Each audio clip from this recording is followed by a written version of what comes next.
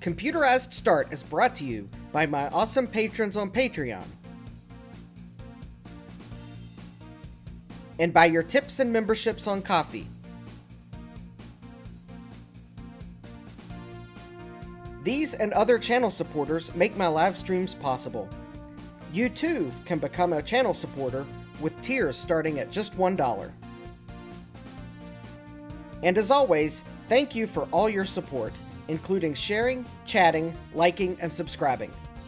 Now roll that famous logo animation!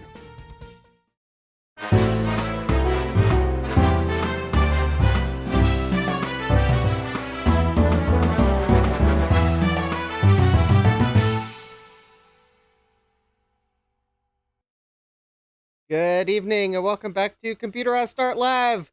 I'm your host, Justin D. Morgan, and let's see who we have in the chat so we can get on with the good stuff. We have Thomas Armstrong. Lunchbox or Pizza Box? It would be Lunchbox.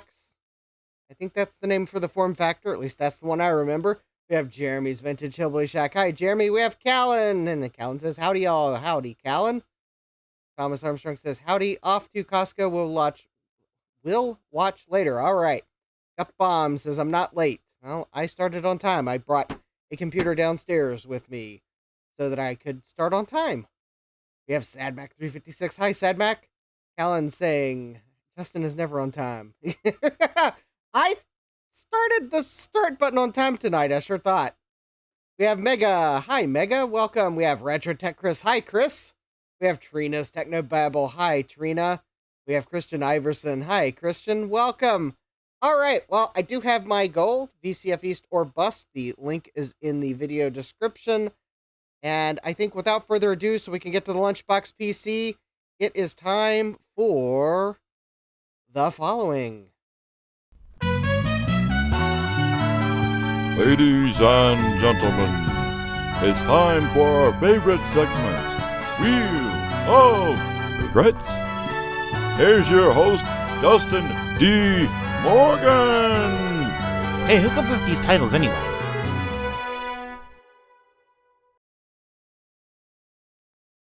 All right, and what do we have for... I've got something in my way here. What do we have for the potential Wheel of Regrets tonight? We have a couple of packages.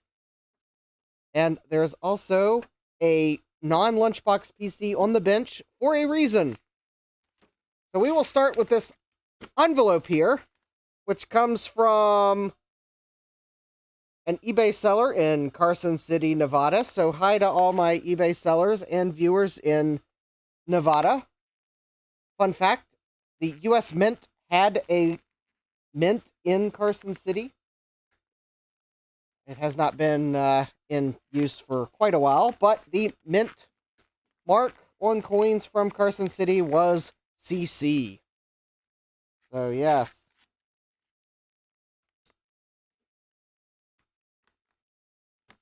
Now I believe they simply have mint locations in Philadelphia, Denver, and San Francisco. And what do we have here from Carson City? Well, I'll tell you this. I didn't pay a mint for it. We have compact flashcards. They are maybe the size of Morgan dollars, but let's see here. I think I have 9 compact flashcards. These are the kind that I think RetroTech Chris usually puts in LTE laptops, but they'll work in lots of things because these are 4 gigabyte industrial compact flashcards. Yeah, Chris says those are the ones I buy. Yeah. So the seller had sent me an offer. I was like, not really wanting to buy any. I was going to wait till I had more fail before I bought more. Their offer was $18 for 9, so it's like $2 a piece plus shipping. So in reality, I think they're about $2.50 a piece after shipping and tax. Hi, Bill Lewis. Welcome. And Bill says there's a mint at West Point. Yes, I did forget about the mint at West Point. I think West Point makes the gold coins. Let's see here. Yeah, and Gapom says, I think I have some steel war pennies from Carson City. I don't think they were in production then, but maybe they were. I'd have to go back and look at my mint history. Anyways, compact flashcards, always useful. I will put them on my bench for later use. All right, and now we have this next package here from United Computer Warehouse. And there's a packing list on the bottom, which kind of meant I had to redact the my address on the top. Starbucks says, howdy, y'all. Howdy, Starbucks Tech. Bill Lewis says there's some quarters from West Point. Okay. Yeah, I have trouble keeping track of what they make these days. Anyways, let me remove the packing slip so I can... Alright, so this package comes from Castleberry, Florida, so hi to all my eBay sellers and viewers in Florida. I have to say, I don't know that I buy as... Well, actually, you know, now that I think about it, Florida is one of the more common states I end up buying from for some weird reason. I don't know if they've got, like, e-waste down there, or just someone had a hoard of tech stuff, but I don't know. I think of the East Coast places, Florida seems to be a more popular place for buying tech stuff. I don't know. Starbucks Tech says, replaced my Manjaro installation with Ubuntu watching from that machine. All right. Well, anyways, inside this box, we have something that almost warrants its own animation, but we don't have it. So moving on, we have... and I think that's an IDE cable and a sound audio cable. We have a card. I'm going to see if anyone can guess what it is. Gutbump says, if that's a VIC-20. I don't think Creative made a VIC-20. But anyways, yes, we have a card here that has a ribbon cable. And, yeah, we'll see if anyone can guess what this might be, just by its slight appearance. I can't, like, show you the manual or you'd get it.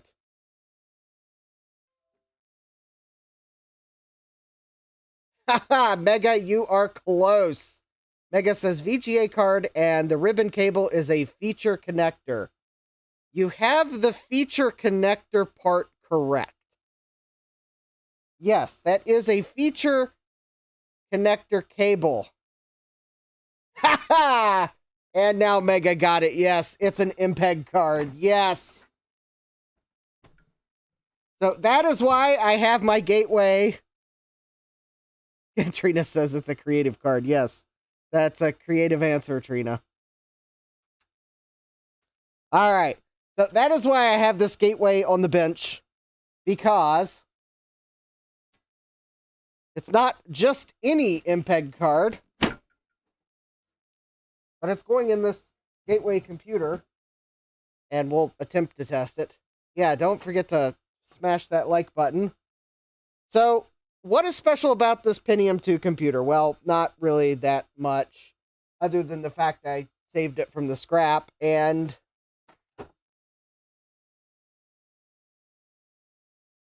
it's got a DVD drive in it.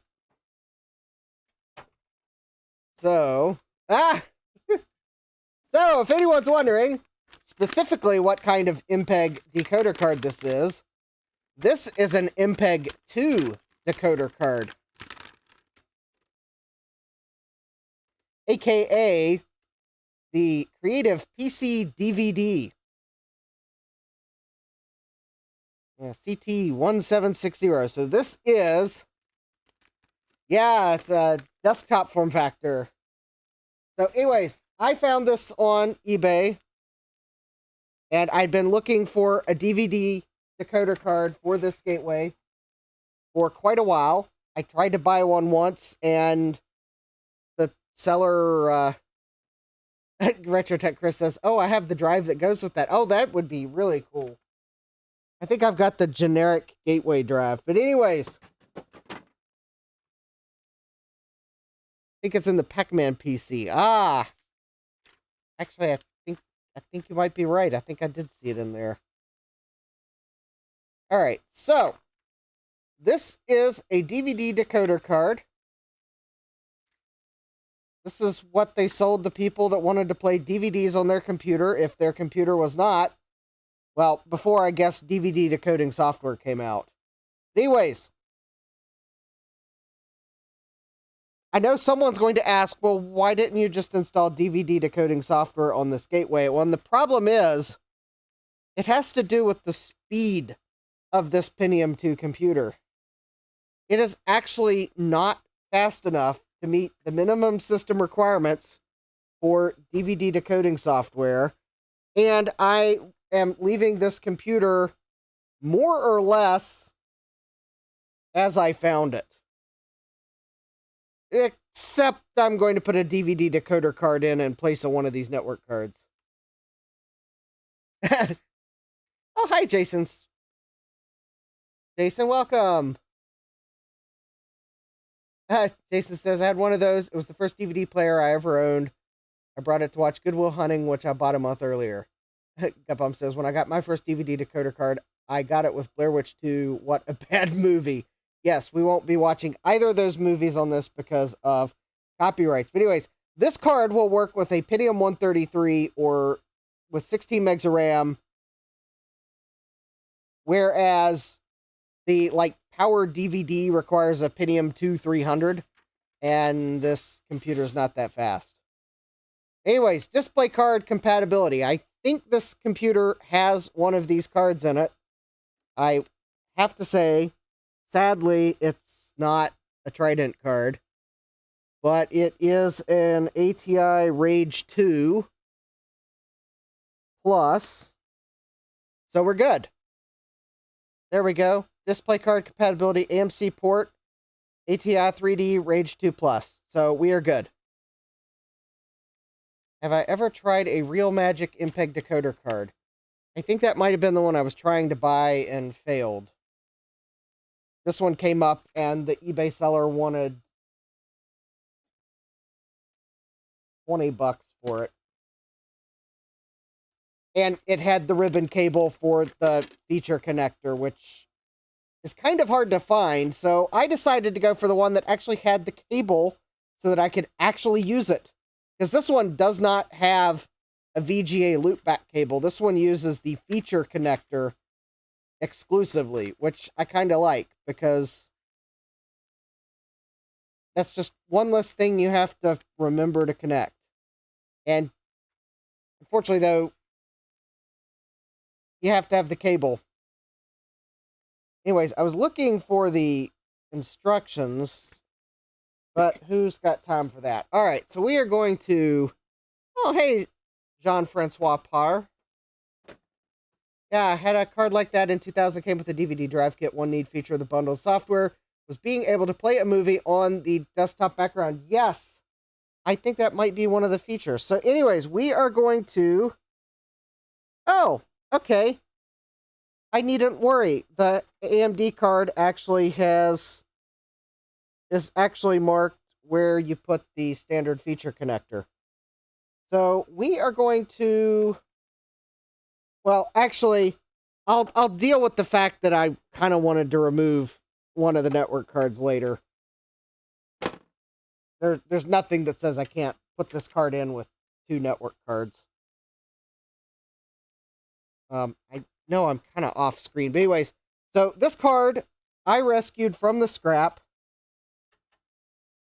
And the cool thing is, well, it has two network cards. No sound card because of where I rescued it from. I didn't expect a sound card in it.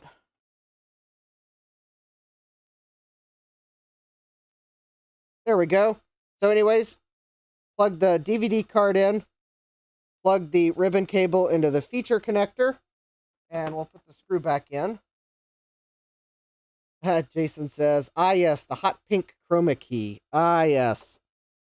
Oh yeah, I suspected that that's how this was probably going to work. It uses a chroma key color. All right, so I got the DVD decoder card in. The ribbon cable's connected to the ATI video card. All right. I think this was probably bundled with the DVD drive originally, but I suspect the eBay seller... Well, actually, I suspect they probably found it in a storage or something. I suspect the original purchaser of the card probably bought the card for the DVD drive that was included with it, and probably didn't even bother installing the DVD decoder. Because I don't think the DVD decoder looks like it was ever used. Although, maybe it was used briefly, and then... But this cable was never opened. So anyways, so I just plugged the audio out on the DVD drive. And so I need to plug that into audio in 1. Oh.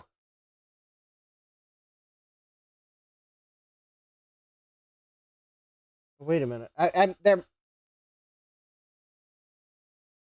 Actually. Oh, actually, no. I need to actually plug this into audio out. So I'm going to have to get a cable for my DVD drive, because I think this kit assumed that... Well, I suspect someone used the other cable. All right. Anyways, this computer does not have a sound card in it.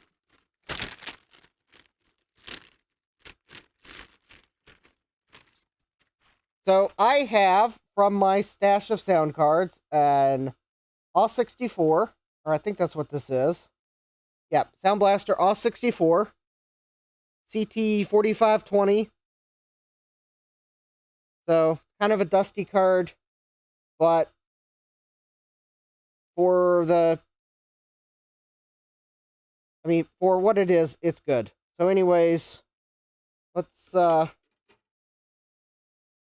anyways, I'd asked RetroTech Chris for his opinion on what sound card to put in this computer. He might have not realized at the time that it was for this computer, or even now remember that I'd asked him at some point, and his response was, well, I would just see what sound cards were available at the time and probably put something like that in the computer. So that's what I did, and I discovered that the AW64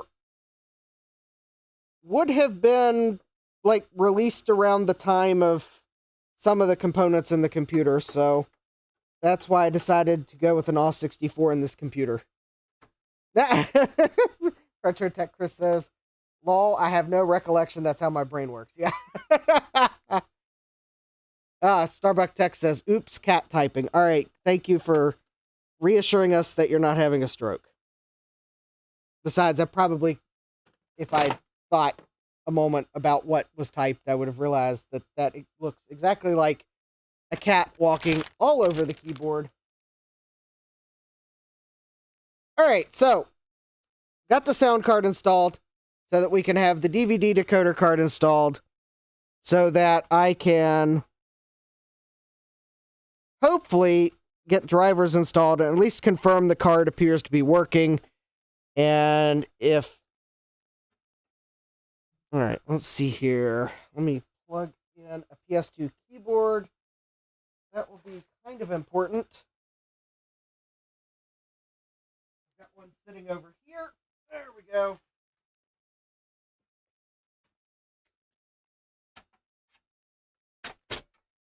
I know, it's an HP keyboard going into a gateway computer. The cord doesn't even match, but oh well. All right, moving on. Let's see here. This computer should just power right up.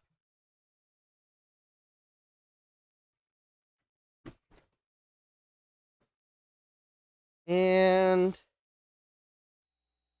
oh, hold on. Change VGA input. You see that? Yes, indeed. Okay, so...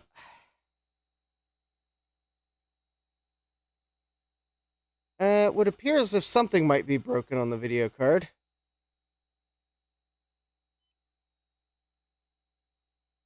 No, it's actually showing the left side of the screen now. I don't know why the side looked cut off. Ah. Hey, Kibbs, welcome. Kibbs says, how dare, get a cow keyboard for the cowputer. Ah, yeah, I've got one upstairs, but getting the computer downstairs was the important thing so we can verify that this eBay purchase works. And actually, I think if I had really been thinking, I would have burned the movie, public, or not, well, it's not public domain, but it's a movie that if the audio comes through, I'm not going to get, like, copyright claimed. Take my basement upstairs, yeah. Alright. Are we experiencing another 90s boot loop? I don't know.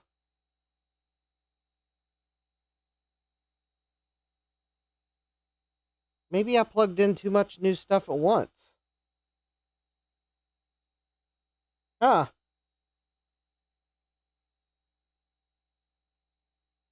Oh, there we go. Yeah, the hard drive's turning again. The Windows did not detect a mouse attached to your computer. Yeah, I know. I didn't plug in a mouse. I don't know where my PS2 mouse went. Alright. Well, we will enter my super secure password. And Wizard searches for new drivers for PCI multimedia video device. So I am going to open the driver disk that has never been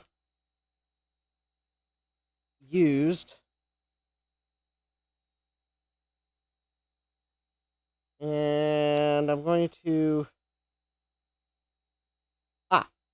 we're going to put in the DVD drive, because I already have drivers installed for it, so I don't need the floppy disk. I think the floppy disk, it came with the floppy disk, but I suspect that's where the DVD-ROM drivers are for the DVD drive that would have been included with the bundle. I should be able to go straight to the disk. And let's see here.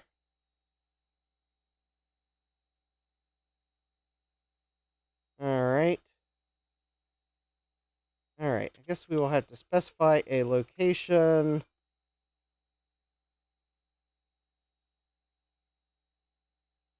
And let's see here.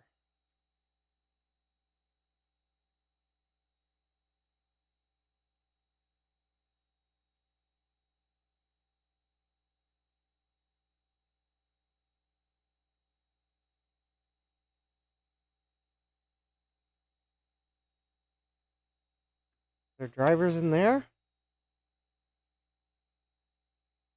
Alright, so I guess we'll have to... Okay, we'll have to auto-run something. Fine. Alright, we'll open that. There we go, we will install.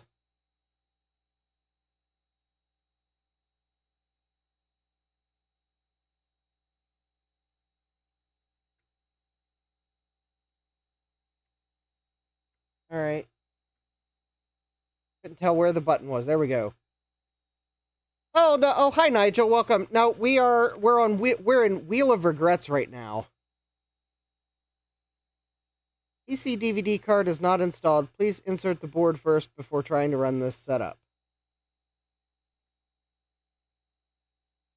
Did I maybe make a mistake and maybe the drivers for this card are actually on the floppy disk? That could be.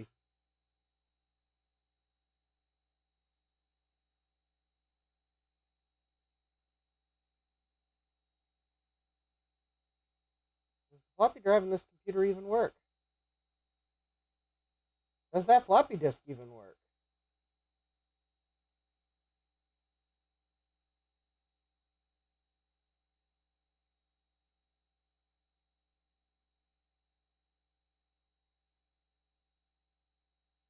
Oh,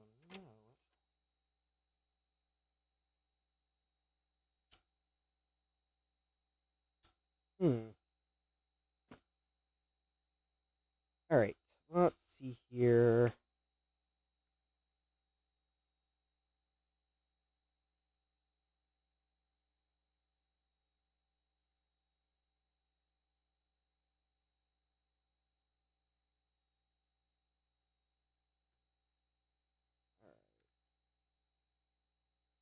Okay. Yeah. Yeah, I got a DVD decoder card for this computer, and it's one of their wheel of regrets for anyone that's wondering why I'm seemingly not having a 386 on my bench at the moment. All right. Never fear, I did download the drivers from archive.org just in case. And the floppy disk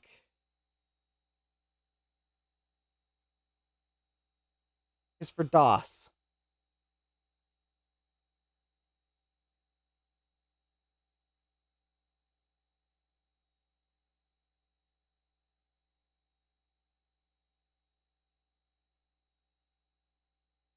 For the DVD drive that would have been included under DOS. Okay. So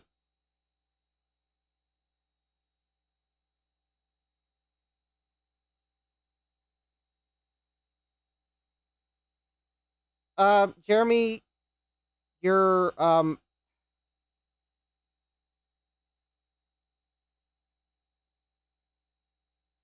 it's I don't know how to rank it, Jeremy. You I was at work when I got your message. It's like a 7, but I don't have one of the single board computers that it needs. So anyways, that's probably the answer. All right. When all else fails, turn to the manual and see what the manual says about installing the drivers for the card. Okay. Install the connecting the DVD drive, which all right, blah blah blah. I'm not installing the DVD drive.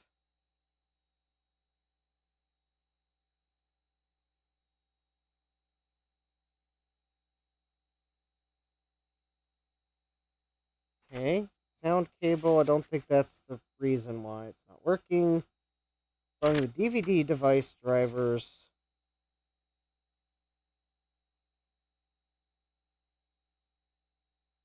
Oh.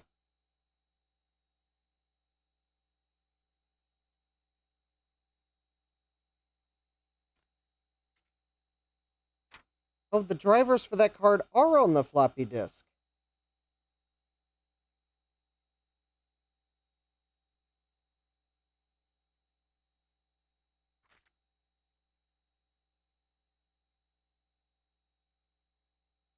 Oh, that's convenient.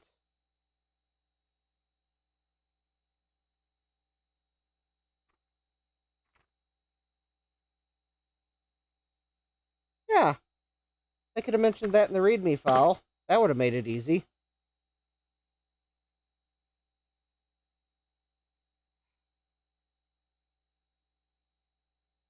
I don't know if that's a rabbit hole I want to go down, Jeremy. It's just because I already have everything between the 3D6. Well, I don't. Yeah, I already have all the motherboards for that. It's my brain thinks weird. That's just completely weird that you use the same thing for a 16-bit computer to a 64-bit computer. I don't know. That's the way my brain thinks.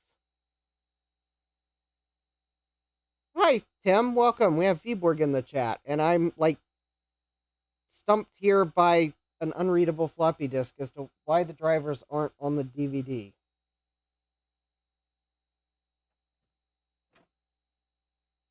Why they put the drivers only on the floppy disk, I don't know, but the floppy disk is not readable. Alright, fine. I'll have to hook up a GoTech to this computer.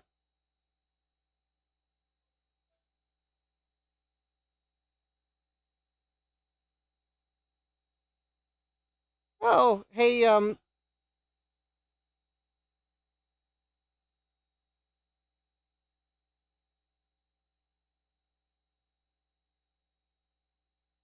Nigel says the only real 386 I'm running at the moment is BioStar motherboard with ET4000AX, CT1600, and a Roland LAPC. I installed it in the moment. Nice.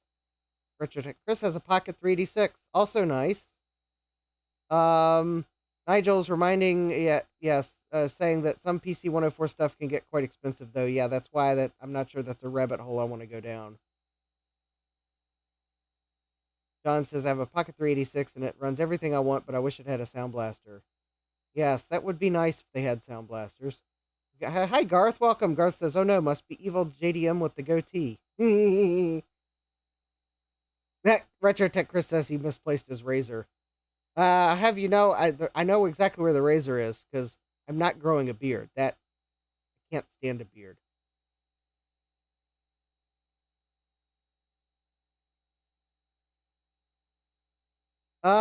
Is my floppy disk set wrong? I don't think it is. Guess we can check. I'm pretty sure I would have caught that. Oh, hi, Nelson. Welcome. All right, entering setup. Please wait.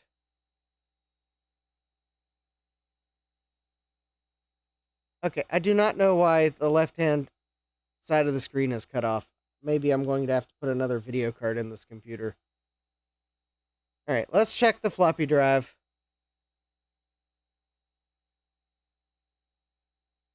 Floppy options, press enter. Yeah, that is the correct type, so that is correct.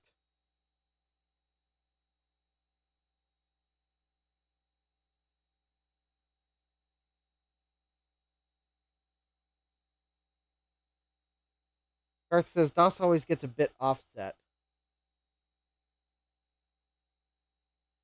Maybe it's just the splash screen, because the BIOS screen doesn't look cut off. Nelson says, I don't know, maybe a dirty drive. Well, it told me it was, like, unformatted.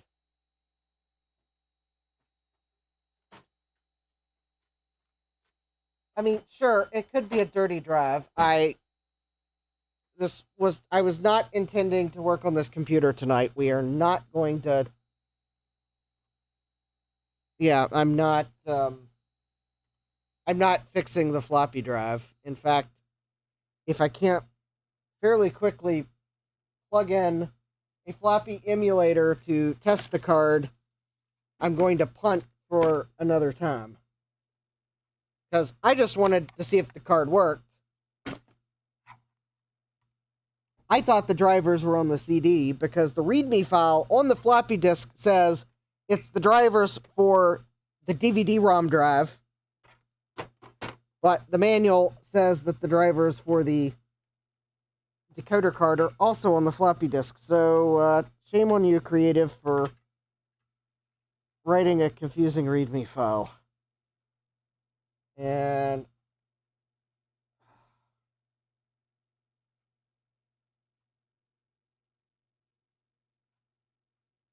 where is the floppy header? Let's see, that's the... Oh, come on.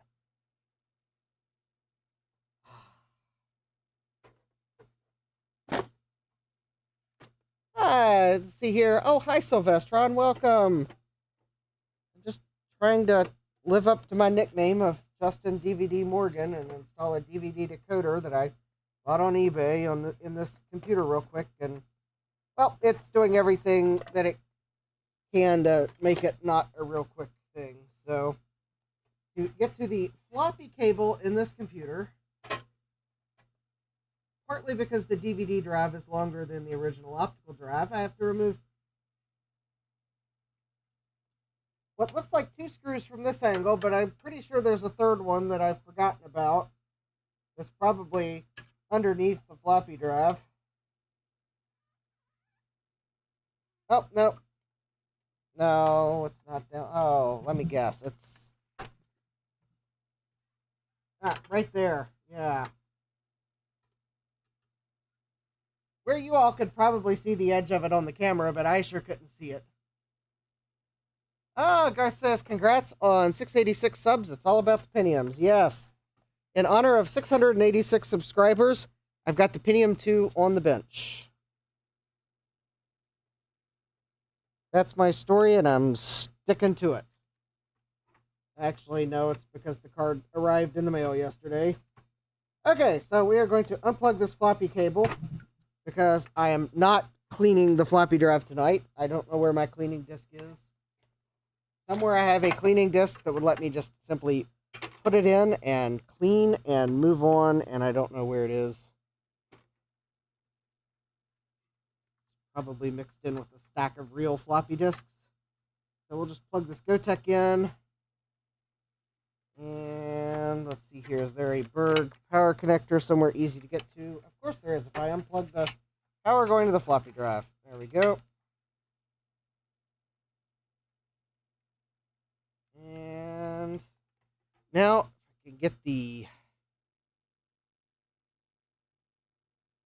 Alright, so let's see here. I'm sure my antivirus program is...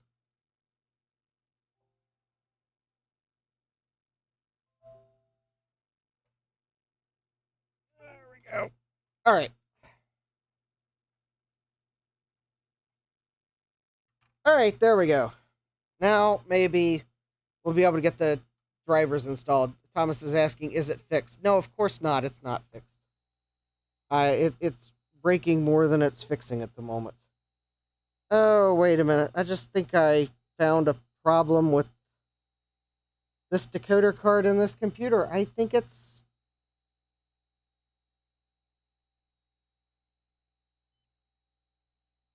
Is it too tall? I may not be able to put the cover back on with this card in it. I think the audio cable might be sticking up too far. I guess we'll see, though.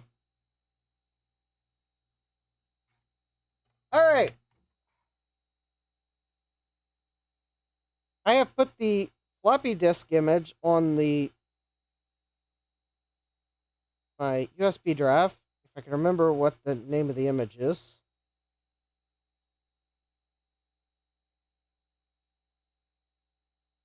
Oh, it's probably creative.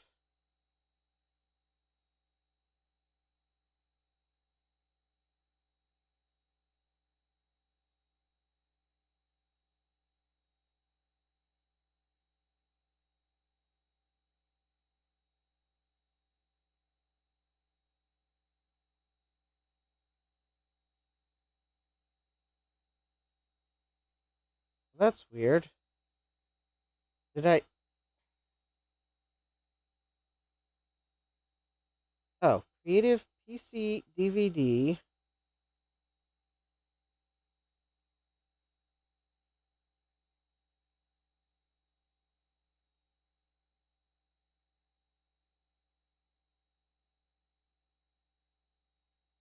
Oh, it would appear as if I forgot to copy the file to the thumb drive somehow.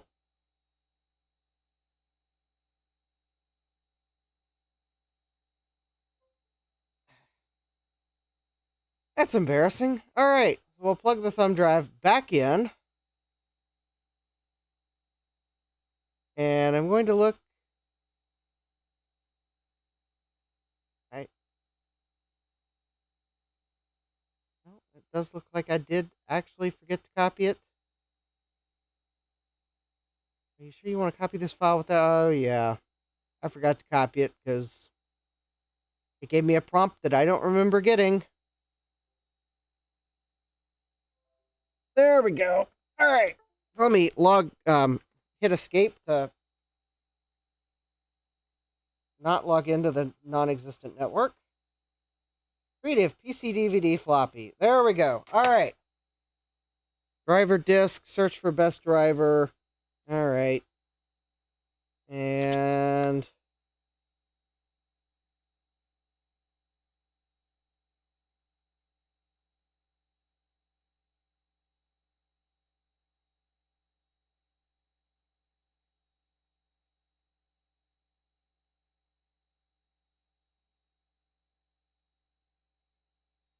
There we go. It was on the floppy disk.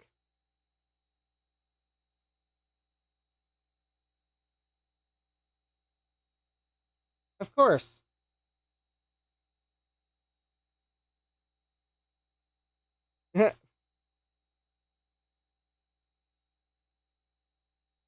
Okay, so there we go. We have... So now I believe I can install the software.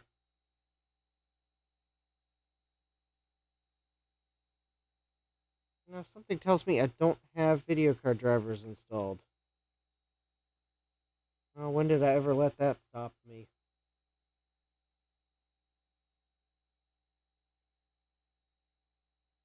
Oh, I may not even have sound card drivers installed. I just realized. This is the first time I put the sound card in, and I only did it so that I had a sound card. I don't know that I installed drivers for this card. Yes, of course we'll restart, because... We will restart, because this is the era of having to restart for everything.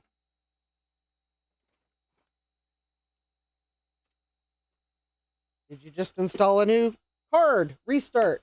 Did you install new software? Restart. Did you just get home from work and really want to play your favorite game and have done nothing to need a restart? Restart!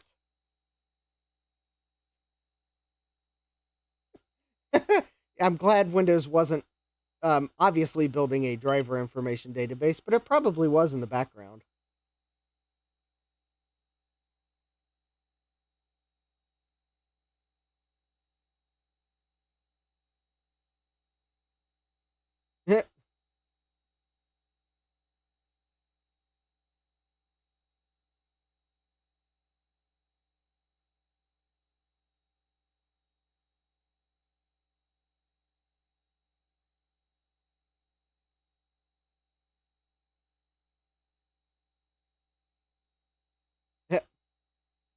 Gibbs says, Windows Update runs for a minute.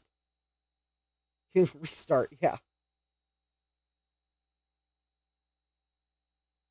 Okay, I don't know why this install of Windows 98 does it, but now that I remember, it seems like it pauses here for a hot minute for some reason, and then continues. Maybe that's what I get for installing it on a Western Digital Caviar hard drive.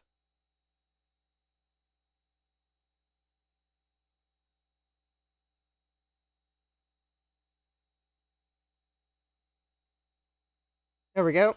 Hard drive's reading again.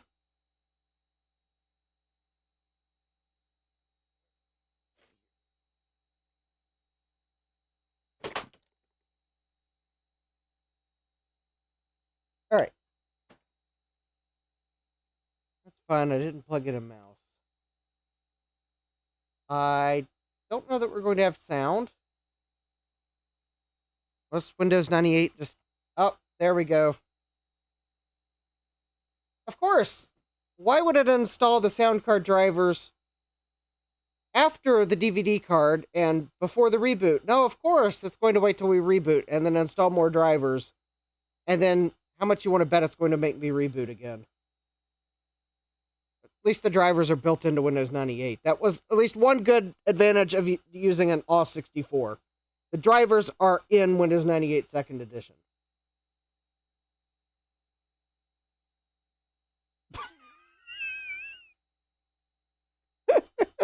What I say?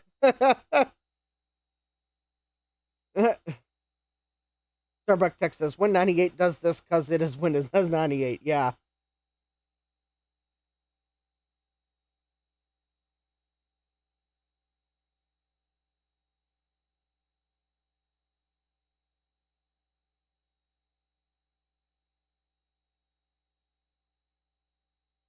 I see there's some talk about VCF. I am hoping to be at VCF East in April.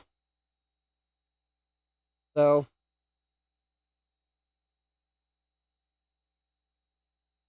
more to come.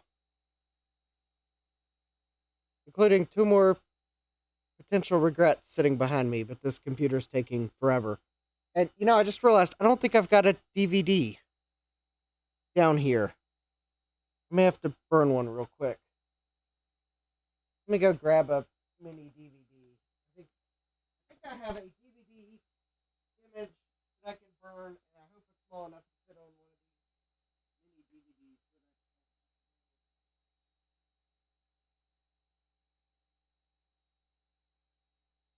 There we go. One of these cute, like absolutely adorable mini CDs. I think the movie will fit on that. It's not a period correct movie, because all of those would probably be claimed by their respective copyright holders. Let's see here if I can remember where I put it on my NAS.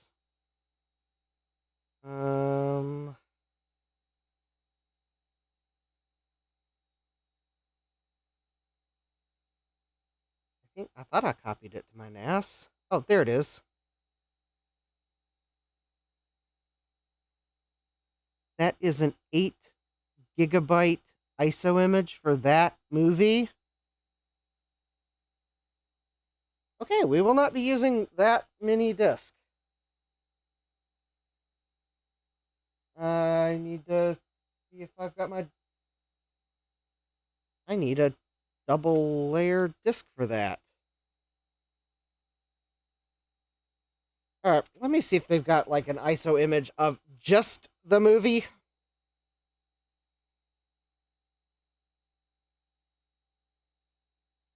Because it's like a 9-minute movie.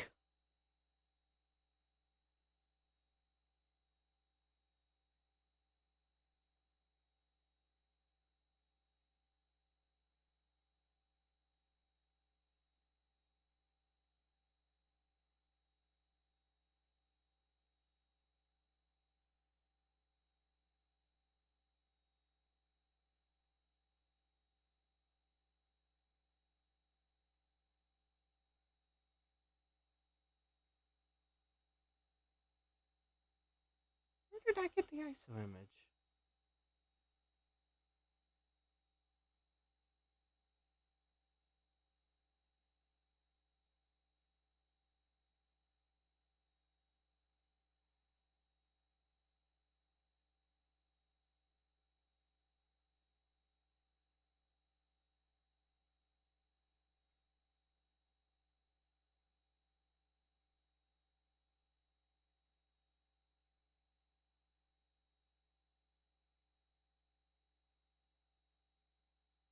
Whatever. I'll have to...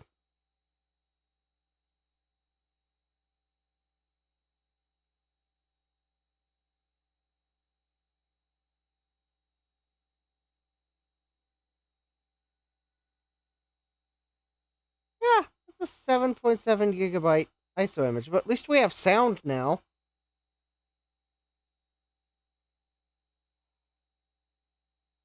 Fine, fine. Guess I'm going to have to go upstairs and grab a DVD.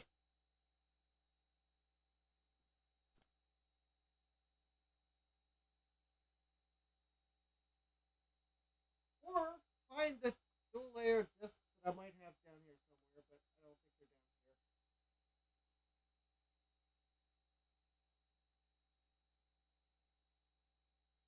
down here. Oh, hold.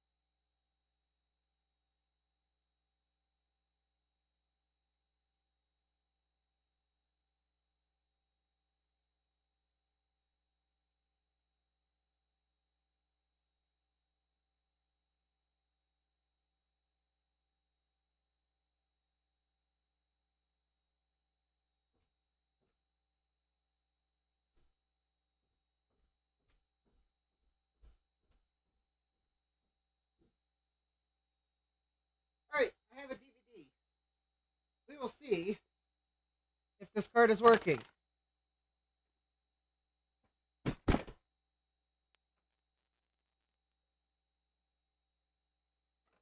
All right. Oh, hey, Jesse. We have I8386SX here in the chat. And I have a movie that I'm going to turn the sound down to hopefully low enough that I can hear there's audio, but not enough that it would get picked up potentially. And what is the movie?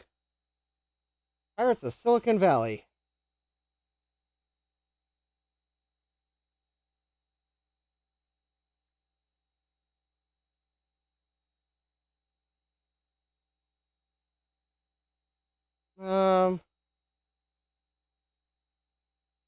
Sure. Why not? No, I don't want albums.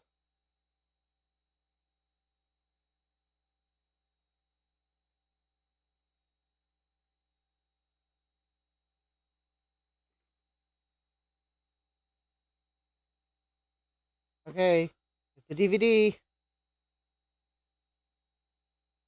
This is the right program. You should just, like, know it's a DVD and start playing it.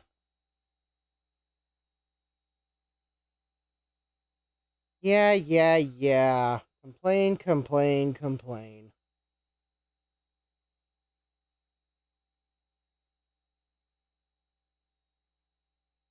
Better hope I don't give you only, like, 4 bits color.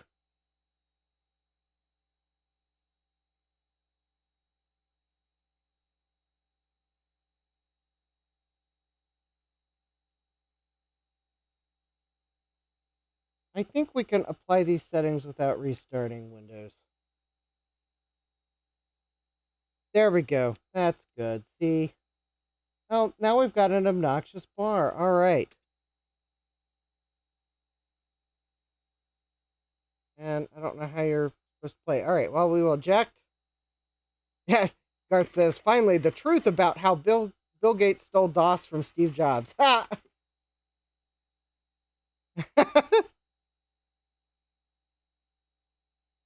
Unfortunately, there is a possibility my disc has gone bad because it is a Warner Brothers disc, and apparently some of them are degrading.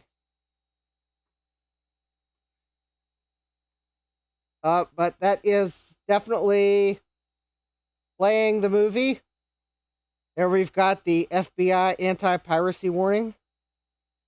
And there we've got the Warner Brothers home video logo, and it is playing off the disc. So I would say that this DVD decoder card is working. Except I would like to see if I've got sound.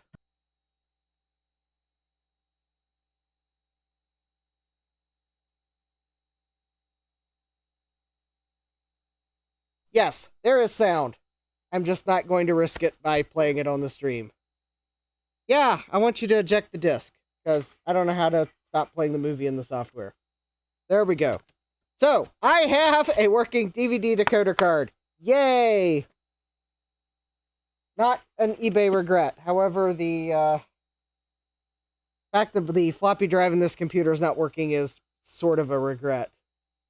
Sylvestron says, DVD menus. What a lost form in this age of streaming. Callan says, woot! Yeah! So anyways, the DVD decoder card for my Gateway, it's an E3100.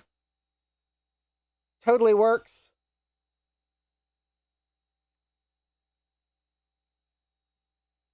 And that's great. So not an eBay regret. And besides, for anyone thinking, well, but Justin, your floppy drive doesn't work in this computer. Well, I didn't get this computer from eBay, so the regret score stands. The floppy drive is quite possibly dirty and could actually be worn out from many years of use, because given what was running on this computer, likely, it's possible the floppy drive is just plain old worn out. So, yeah, I may have to replace the floppy drive. Garth says, sweet. No need to hit it with a hammer. All right, so I'm not going to bother putting the drives back in because I got to figure out what's wrong with the floppy. If I got to replace the floppy in this computer, I'll probably just replace it with a Gotek because...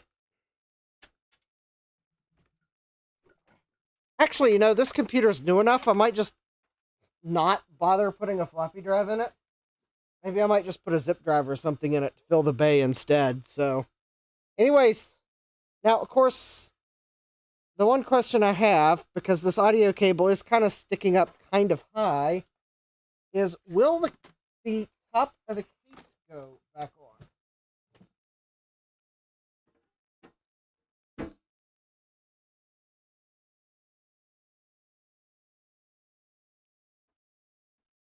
And,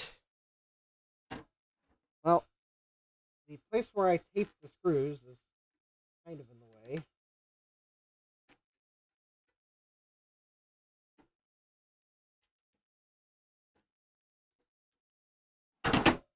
Oh, there we go. Oh yeah, I think it actually is aligning. Okay, so it does fit.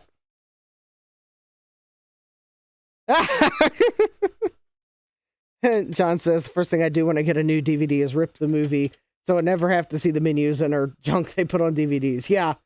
All right. Enjoy your supper, Garth. Yeah. Very. I actually like the experience of a DVD. One more reason why my nickname is Justin DVD Morgan. Okay, yeah, it's because of those mystery boxes that were full of DVDs. Yeah. Sylvester says to John, you wouldn't rip a car.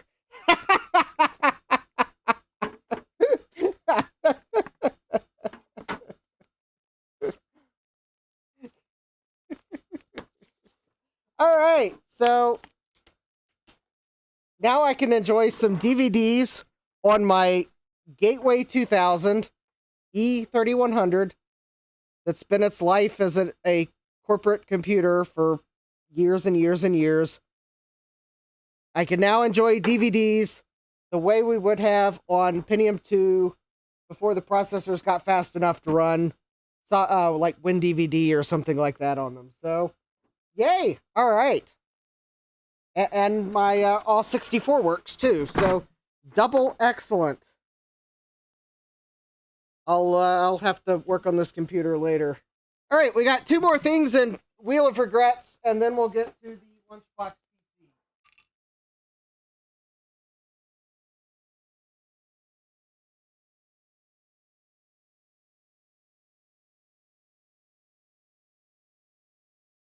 These will probably be quick. The DVD card was the only thing that I wanted to actually test. I'm not dragging out the items needed to test these. Because actually in one case, I don't have what I need. So anyways, this box comes from an eBay seller in San Dimas, California. So hi to all my eBay sellers in California and viewers. I believe, isn't San Dimas where the Bill and Ted's Excellent Adventure was set?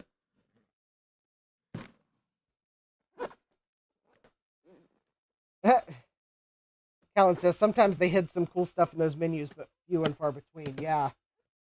Actually, I think there's a DVD I have or used to have for Alf on one of the seasons where Alf makes them play the FBI warning a second time.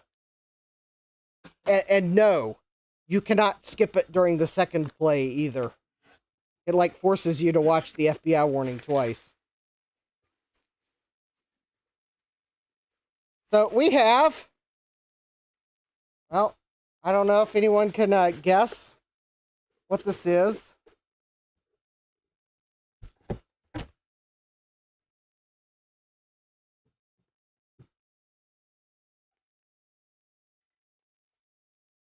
I'll slowly unroll it.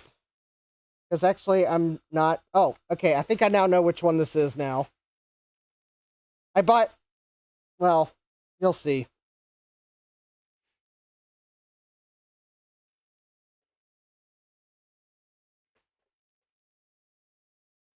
We're about out of bubble wrap.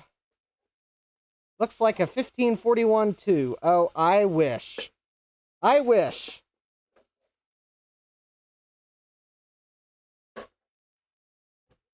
It could actually be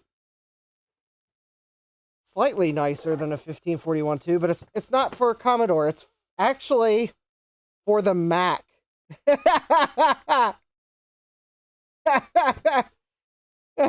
Sylvester says, oh no, that's a SNES.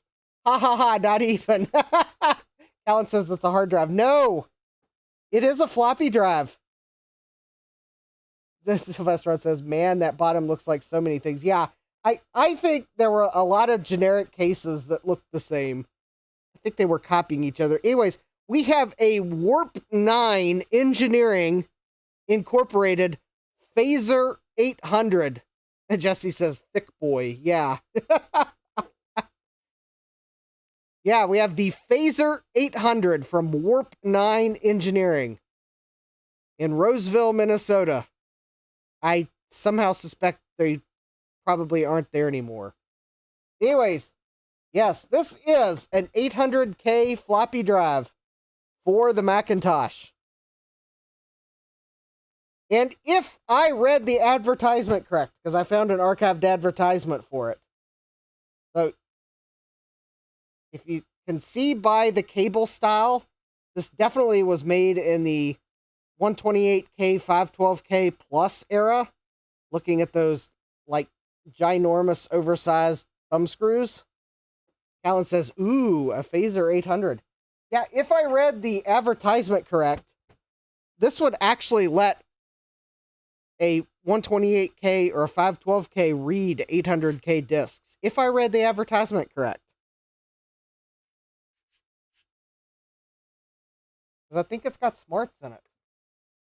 Anyways, we're not going to test it tonight. However, I'm going to kind of actually... It's going to stay on the bench for a moment, because I bought it, and then I did something completely, totally silly. And I do have to thank Francois for pointing something out on eBay, which has not arrived yet, so hopefully it'll arrive for Wheel of Regrets Thursday. But anyways... So this next item, which is going to share the bench with the last item I opened, I believe comes from an eBay seller in Van Nuys. Van, however you're supposed to say that. Van Nuys. I can't read it. Another eBay seller in California. So hi again to my eBay sellers and viewers in California. And I think at least one of these sellers is in an area that's really close to the wildfires, so I hope if you are near the wildfires, you are safe and keeping a close eye on any changes that might require you to get out of the area. So, because one of these went through Los Angeles to get to me. So I don't know which one it was, but I know it tracked through Los Angeles. It's also the one, if you happen to have heard me make a comment during Dave's stream that, oh no, I've got a package that had a regional severe weather delay on it. Oh, I pronounced it correctly the first time. Back and watch my live stream to remember how I pronounced it. Anyways, it turns out though, it wasn't stuck in California. It was actually stuck in Pennsylvania. It was the same snowstorm I'd seen earlier in the weekend. So anyways, we have yet another... it's probably pointless for me to... At this point, I think you all can probably clearly see that we have the girl from the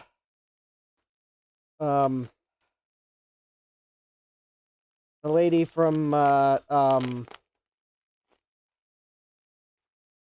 moving on. I have forgotten the reference. Okay, we will just move on. Anyways, Francois had found something on eBay, and I took a look at it and realized it was a potential regret that I couldn't pass up on. This is not that item, however, it does go with it. Sylvestron says Ipanema.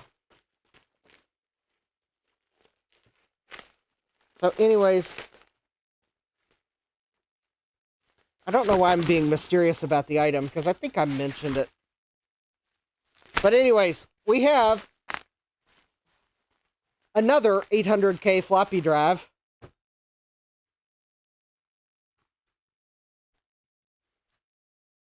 And it kind of looks similar, but anyways. There we go. It does have a nice, sleeker appearance. Some cork feet that are somewhat destroyed. We'll turn it around to the other side here. It definitely looks less yellowed. And I can turn it over to upside down, and we can see that it's got cork feet that I'll need to replace. And a high-low switch or something. And a number etched into it. But anyways, I was kind of waiting to see if someone might recognize it without me showing off the brand name. But it even, like, has the protector.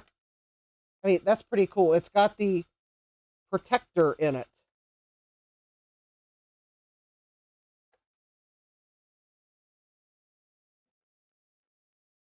But anyways, so this floppy drive was correctly described as a Phaser 800 floppy drive for Macintosh. This other drive was not correctly described. However, it didn't take me long to figure out what it actually was. For this other one was described as a Laser FD356 external 1.44 megabyte floppy disk drive for Mac computer. To which I said to myself, no, that's not. Buy it now anyways. Because this is not a 1.44 megabyte floppy drive for Macintosh. I mean, it might work with the Macintosh, but was not for the Macintosh. This is an 800K floppy drive that would have been sold with the Laser 128. So, yes. Now, what's the item that Francois saw on eBay and I picked up, even though I wasn't really looking to buy a computer? Well, I'm waiting for it to arrive. It's a Laser 128. So, anyways, that's the last of Wheel of Regrets for tonight. 2 floppy drives. Not going to test them tonight, especially because the DVD drive took way too long to test for tonight. But anyways, Laser floppy drive. We'll potentially test it when the Laser comes. Although I suspect I'm going to have to open it up and clean it and lubricate it. And then the Phaser 800 will pull my non-enhanced 512K out at some point and test it, although I suspect I'll have to clean and lubricate it as well. But anyways, there we go. 2 floppy drives. Because, I don't know, I like floppy drives. There's just something about them. Of course, I like my floppy drive emulators too. There's something about the convenience. But anyways, so 2 floppy drives for vintage systems. Alright, let me put these aside and grab the motherboard.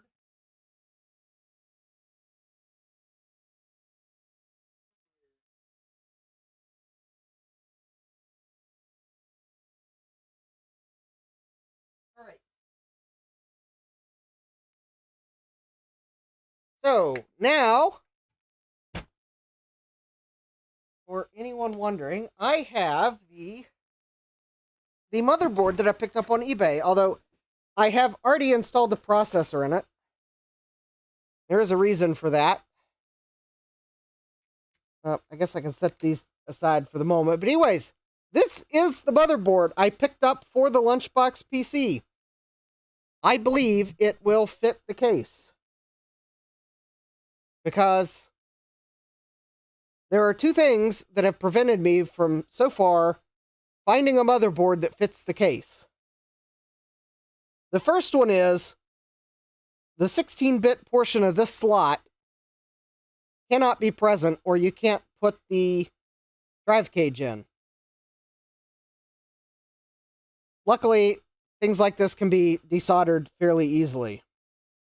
The other thing is, the other side of the drive cage runs along the outside edge of the motherboard, and I was finding way too many motherboards that have SIM sockets like right up against the edge of the board in this area, which again would conflict with the drive cage, and that's harder to fix. So I found this board.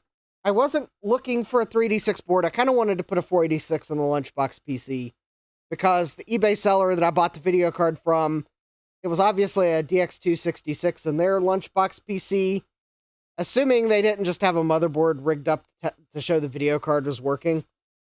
But anyways, I settled for this 386 board. It did not include a processor. I've just gone ahead and installed my only working 386 processor. This is not the one I'm going to leave in here, because this is a 33 megahertz board, and I'm leaving it that way. And this is my 40 megahertz AMD processor. I do have a 33 megahertz Intel on the way, because this is going to be a 33 megahertz Intel system. And you'll see why in a moment, because there's something interesting about this board. Now, I don't know how many 386 boards you've run across, but this board has two very interesting things about it. Both seem to be fairly uncommon. The first of them is, that's the math coprocessor socket. Or rather, the lack of a socket. One thing I would like to do is confirm that this appears to be the math coprocessor socket, and then I will buy a socket to put here, because I would like to put a math coprocessor in my Lunchbox PC. And I believe this is a 387 or WeTech 3167 compatible socket. And I just want to double check that the spot check ground and 5-volt pins going to it. I'm not going to check all the pins. I just want to spot check that the grounds and the 5 volts seem to be in the right place for a 387. And if they are, I'll buy a socket for it. I don't see any reason why I can't install a socket, because, I mean, the vias are there. It should take solder. But I just kind of found it interesting that there's no socket.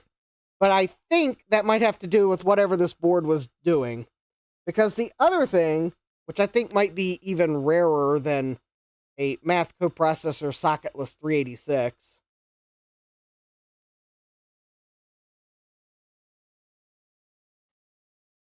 is this. This board takes 72 pin SIMs. I have not seen many 386 boards that take 72 pin SIMs. And yet, here we are. Now, it is possible that one reason this takes 72 pin SIMs, and you might see this board was a spare part, I believe, but it was made by ROLM. And I believe ROLM made telephony equipment. And I suspect for doing telephony stuff, it didn't need a math coprocessor, and probably would never had one installed. Anyways, I think this board will make an excellent choice for the Lunchbox PC, because the nice thing is, for whatever reason, when ROLM made this, they used two separate sockets. So to remove the part of the socket that will conflict with the bracket, I only need to desolder this part, and it should come right out. And I don't have to, like, cut it or anything and risk breaking the board.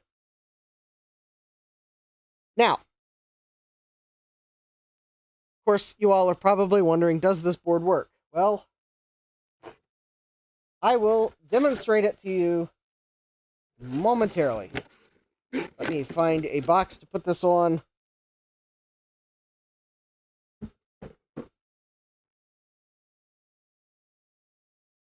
Some of you all might be wondering a question in the back of your mind, and I'll get to the answer to that in a moment. So I do have a controller card standing by. I have a wonderful Realtek video card for testing. We'll go ahead and stick it in. All right, I have an AT power supply here. That's not entangled with the Lunchbox PC parts, so we will use this for testing. Because at the moment, there's a motherboard in the Lunchbox PC where I was trying to validate something and it failed validation. So I was trying to see if the video card for the Lunchbox PC would work in an XT board, and it will not. It is not an 8-bit compatible video card. John says, seems like a good candidate for a 486 SLC. Potentially, it would be, but I don't have a 486 SLC, so I'll probably, at least for now, leave it as a 386.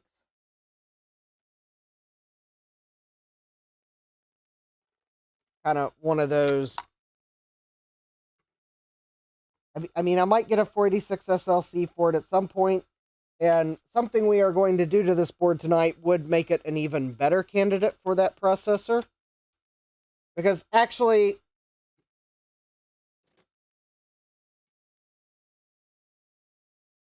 you all will probably suspect I've done something, especially if you were watching Dave's stream.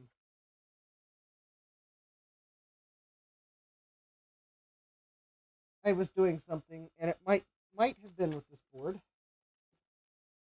I might have been saving us all from the grief of waiting for a MIM test to run on a 386 board, because I knew it was going to take forever to run.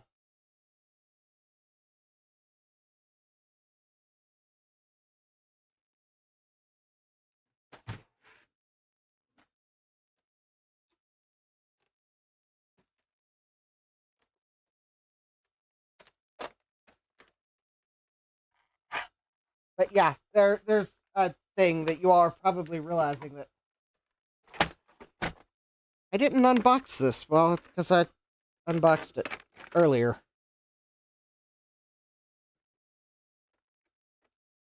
Because I needed to check that things were in order, because where I postponed last Thursday's stream because my sinuses were bothering me, I needed to confirm that eBay purchases were what they said they were. So, yeah, I had actually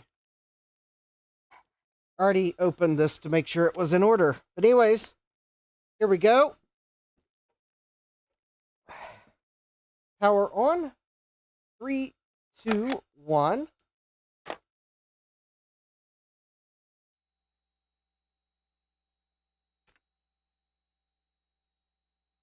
And there we go. We have the funky color BIOS. All right, so let's set the defaults. Joe says barf. Hi, Joe. All right, so let's see here. Hard disk utility. Oh. Oh, wait a minute.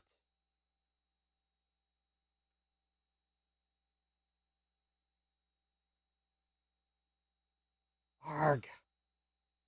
Does this thing not have an auto detect? No, it does not have a hard drive auto detect. I don't remember what the parameters are for a 2 gigabyte drive.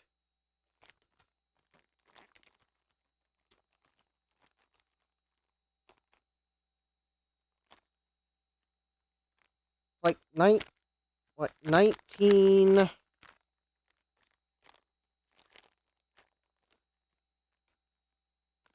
Oh, here we go. Oh, that's not useful. Alright, hold please. I write the parameters on the cards, usually. But I didn't write it on that card.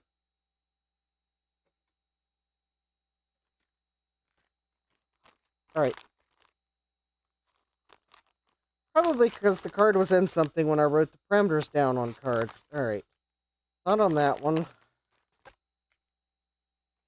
Not on that one.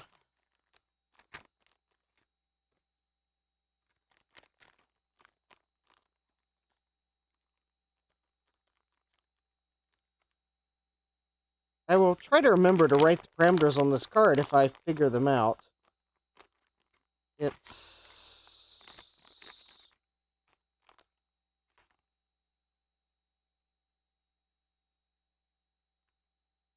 So if it was a 1 gigabyte card, it'd be 1986-1663. So 3972-1663.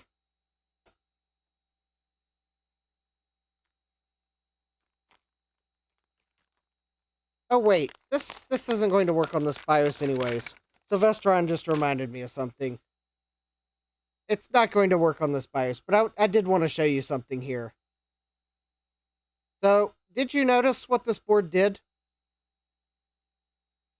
This BIOS has been modified to try to boot regardless of the system state.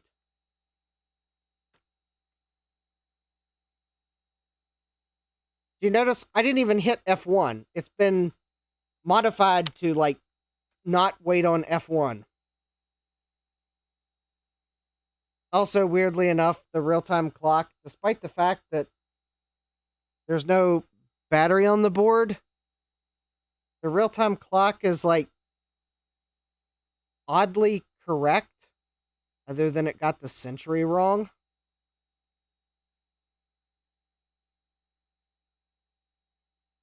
I kind of think this board might actually have, like, some type of FRAM instead of SRAM for its settings. But anyways, yeah, this BIOS has some weird default settings. Like, for example, it actually defaults to having these memory tests enabled. That usually is not the case for these BIOSes. Chipset setup.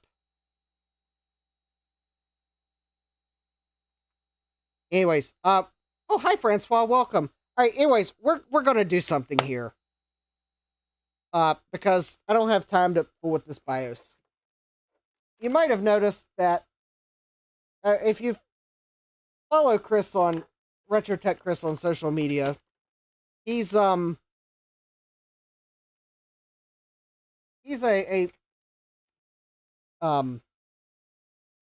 fan of Mr. BIOS. And while Mr. BIOS compatibility wasn't like a requirement for this board, anyways, so here's the original AMI BIOS. It's already archived on the retro web, so I don't need to archive it again. But anyways,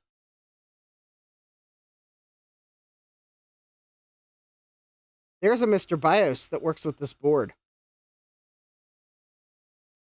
So this will solve the problems I'm having with configuring the compact flash card.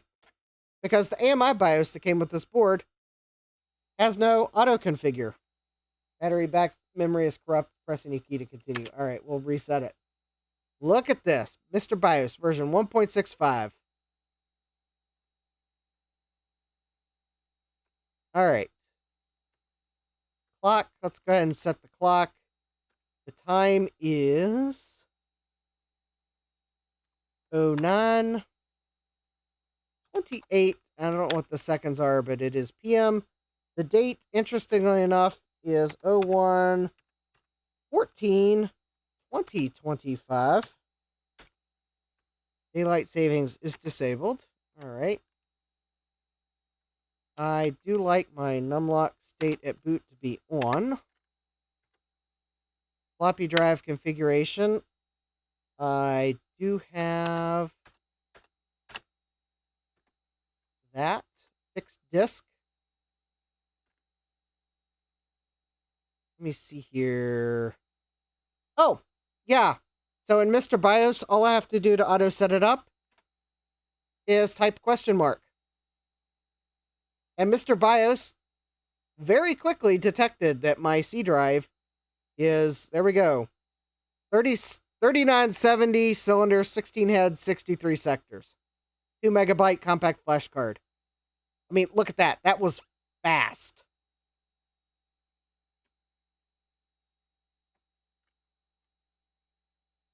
That right there is worth putting Mr. BIOS on it. All right.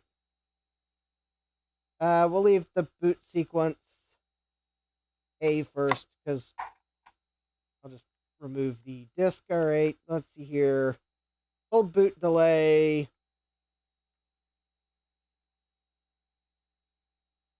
Let me at least give myself a couple seconds on a cold boot. All right. System speed is high. System cache is enabled. All right. That's fine. Shadow. Yep. I think that's all good. DMA. That looks good. Chipset. I think that's good. Oh, all right. Let's save and exit here.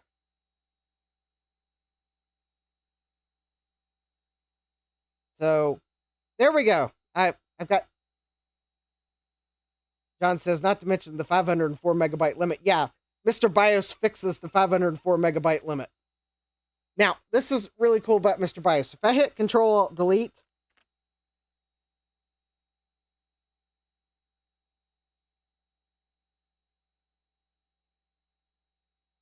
Mr. BIOS skips all of the post.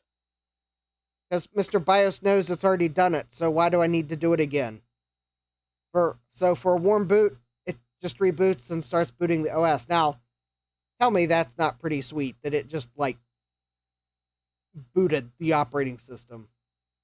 That is pretty nice.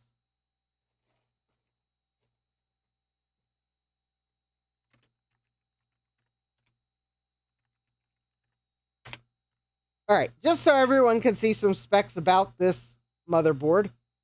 All right, we will, all right, no surprise there. CPU is identifying as a 33 megahertz 386.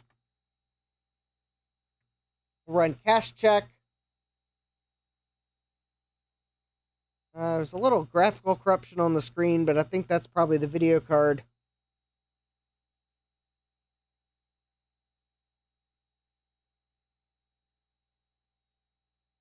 So the board has 64K of cache on it.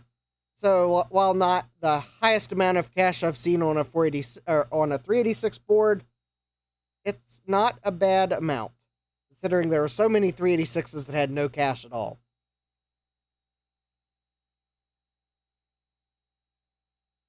So yeah, 64K of cache. It's soldered on the board, and I don't see any jumpers or even unpopulated jumpers, so I think this board was probably designed for 64K of cache, and that's it. So I'm not going to try to upgrade it, if anyone's wondering. Now, I could run some benchmarks, but at least with this video card, this is the only benchmark I'm going to run, and you'll realize that there's no sense for me to bore everyone with the Doom benchmark.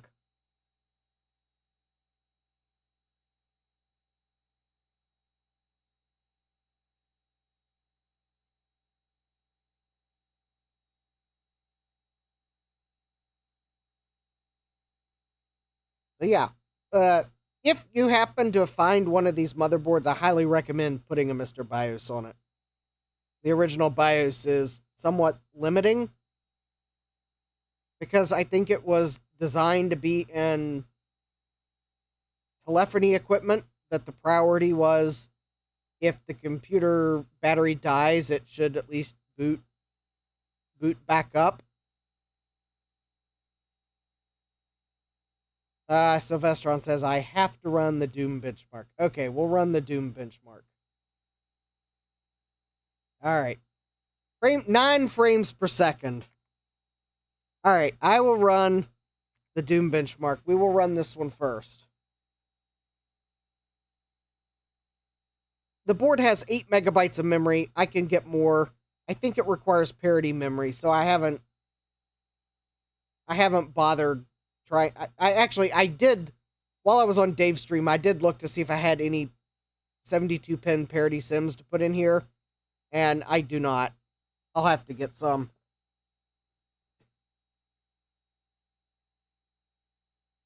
Because the sims in this board have 10 chips each. And I'm pretty sure that's because it's parity memory.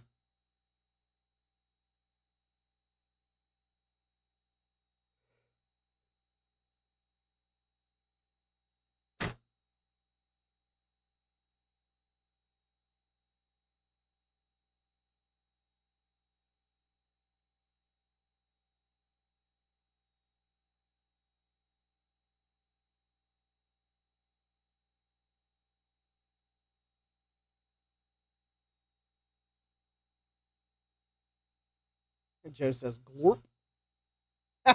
Sylvester says, I don't make the laws. Yeah, you're right. It's the law of YouTube. We have to run the Doom benchmark. I'll run it at a higher resolution so you can really get the full experience of this 386.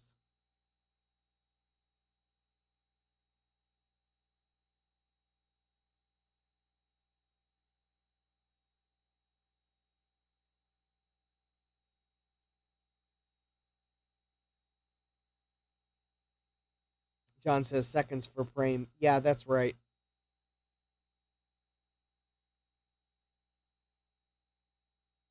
Sylvestron says, whoa, let's not go crazy. Oh. All right, there we go. 2134 game ticks and 3898 real ticks. So, all right, there we go. We got a Doom benchmark in. I think that satisfies the YouTube law of conservation of Doom benchmarks. So anyways, there we go. We got a working motherboard for the Lunchbox PC. Got a Mr. BIOS in it. And the nice thing about this board, I don't know if anyone happened to notice, there's no battery on it to have leaked, because it apparently always used an external battery header. So, although I kind of think this might have been a spare part, because the board was so clean, I don't know if it was ever used.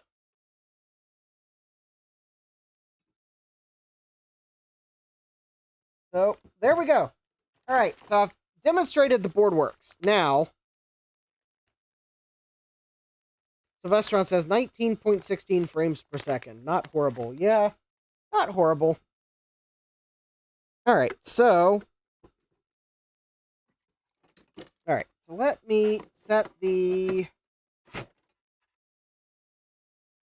drive controller card to the side. It's probably the one I'll put in the Lunchbox PC.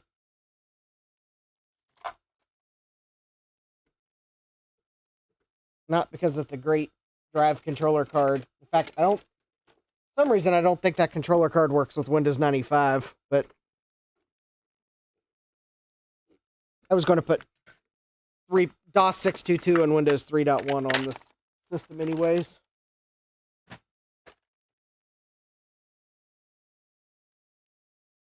So, there we go. I will... Oh, that's weird. Huh, I didn't realize there was something silvery on the board. That is really interesting. I didn't see that before.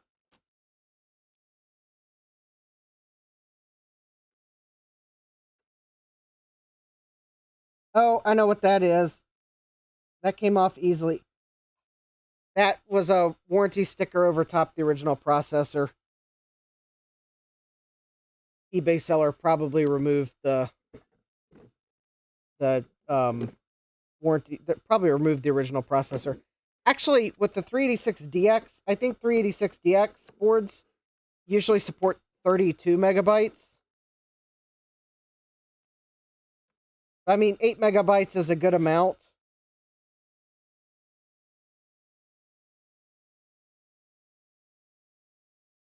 So that's what's in it.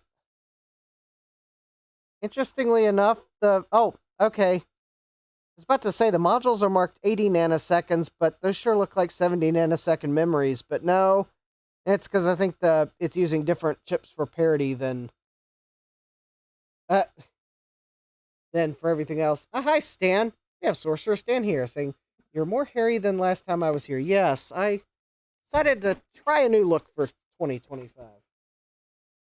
All right. So let me go get the Lunchbox PC case, because before I remove the part of the slot that is conflicting with the bracket, I want to confirm that I am removing the correct thing from the board,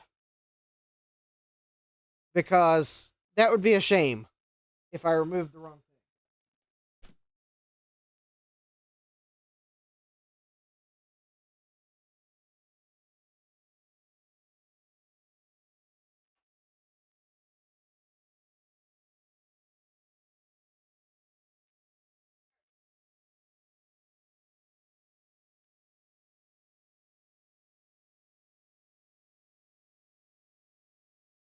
Now, this will look a bit different than it did last time this case was on the channel, because before I bought this 386 board, I wanted to make sure that that the video card really was not going to work with a 8-bit motherboard,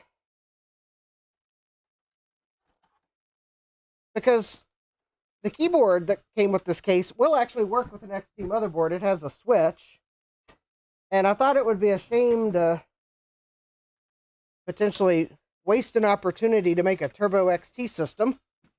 All right. Good night, Sylvestron. Anyways, here we go. Here is the Lunchbox PC case. I've got the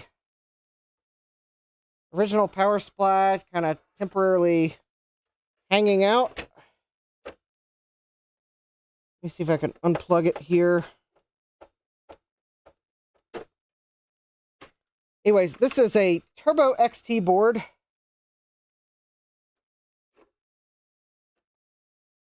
And, well, the video card would not post in this 8-bit board.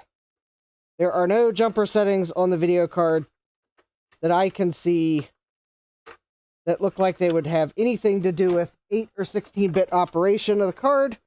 So that left me no choice but to conclude that the video card does not work with 8-bit systems. And that's why I bought that 386 board.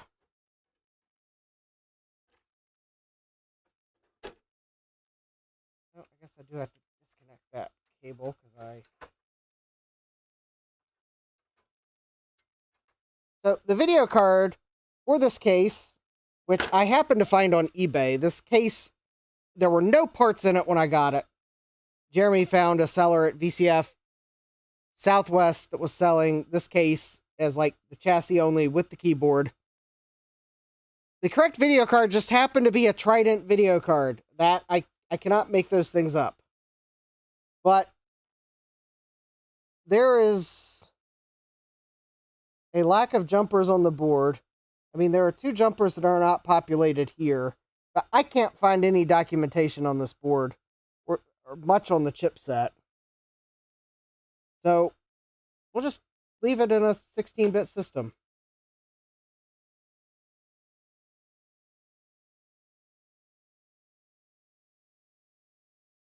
John says, considering this is the only 386 with 72-pin SIM sockets, maybe you can find out what the max memory support is. I can never more than 16 megabytes on a 386. Okay, I do know if it's a 386SX, most of those boards do top out at 16 megabytes. The 386DXs, though, I'm not saying that they all support 32 megabytes, but a lot of the later ones do. And some of the early ones might as well, but it may require the memory expansion card that are very hard to find. The cards that use the really funky, long connectors. All right. Let me get this board out of here. Because this board does not work with the video card.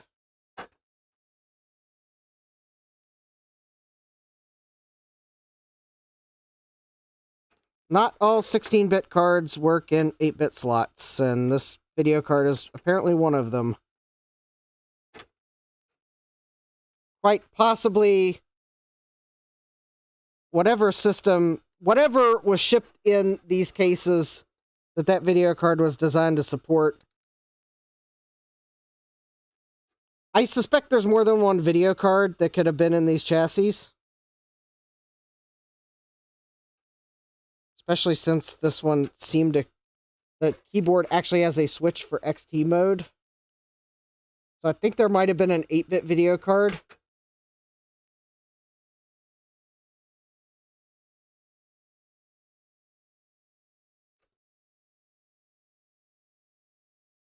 Jeremy says, if a 386SX board has 8 30-pin SIM sockets, I wonder how difficult it would be to swap a 386DX CPU onto it and get more than 16 megabytes of RAM to work on that same board. Impossible.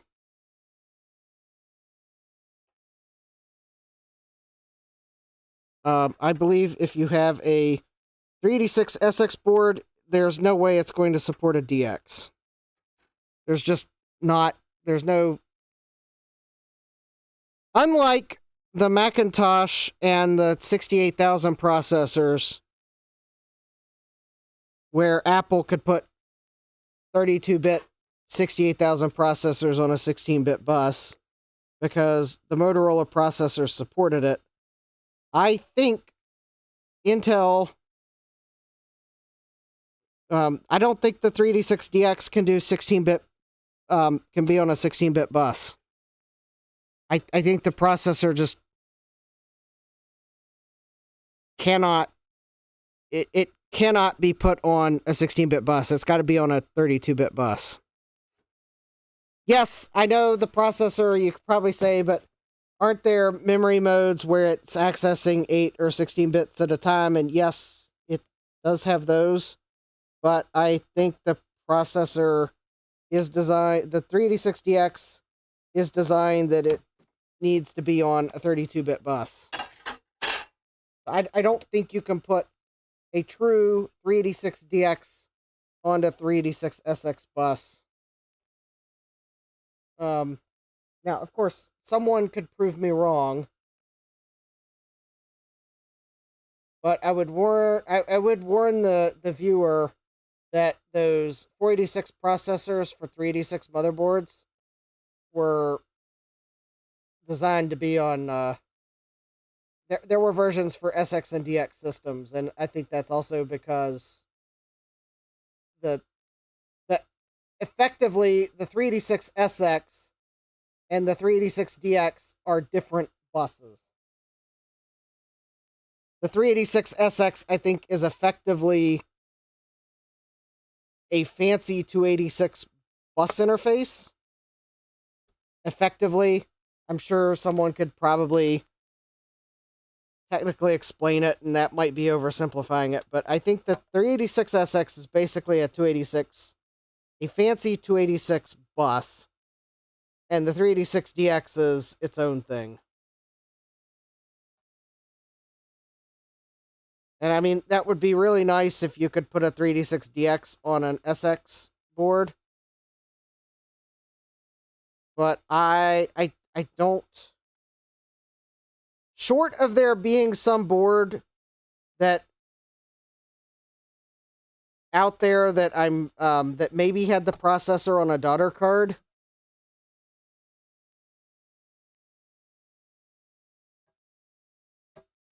But even then, I think the bus restrictions might have gotten in the way. I just, in fact, I think even if you look at the chipsets for 386SXs and 386DXs, they use different chipsets. Because I think the buses of the two processors were different. And quite honestly, I suspect Intel did that on purpose to that if you wanted to upgrade from an SX to a DX, you had to buy a new system. They were trying to preserve their product segment positioning. So yeah, while I would love to say that, yeah, I think it's possible, unfortunately, I think this is a case of, I think the two processors actually use different buses, and one's not going to work on the bus for the other, because they're actually two different bus interfaces. And hi, Dave, welcome.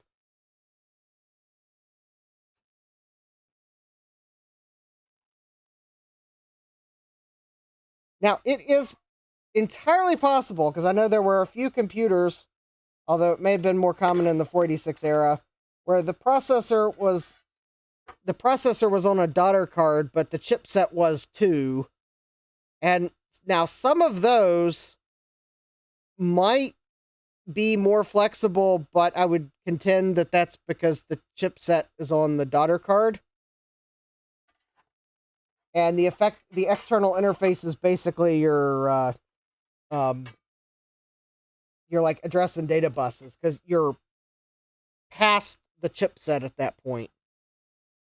But I think, as much as I would like to say that, yeah, take your old worn out 386SX and upgrade it to a 386DX with one simple hack, I think the bus interfaces are they're two different bus interfaces, and there's not a simple hack to make it work.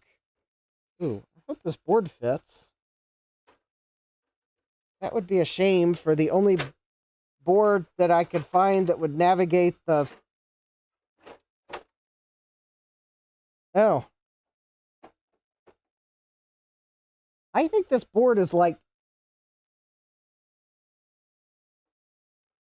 I think this board is like just barely. It's like just going to fit. All right, now the important thing is, as to why I even am trying to dry fit this. All right, let me get these wires out of the way. So this drive cage, which I really do need to put back in the computer, because there's no way to put drives in this without it, and I don't have the filler panels to... I'm going to have to put something in the drive cage to make it look right.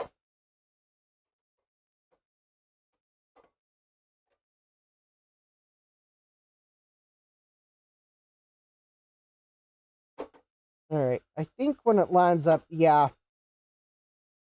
All right, I think the good news is I am going to have to remove this slot for it to fit correctly.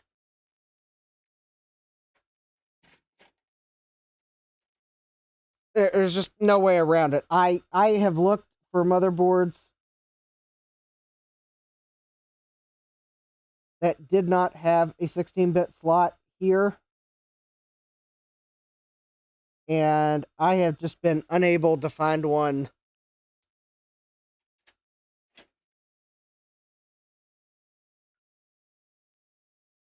which means that either when system integrators made computers out of these cases, either they were using boards that just aren't that common at all, or I'm kind of wondering if maybe they weren't just like removing part of the slot themselves, or they were buying enough where they could have the manufacturer just not install it.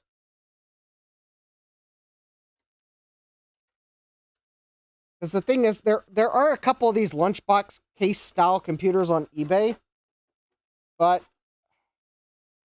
most of them, the sellers aren't taking internal photos.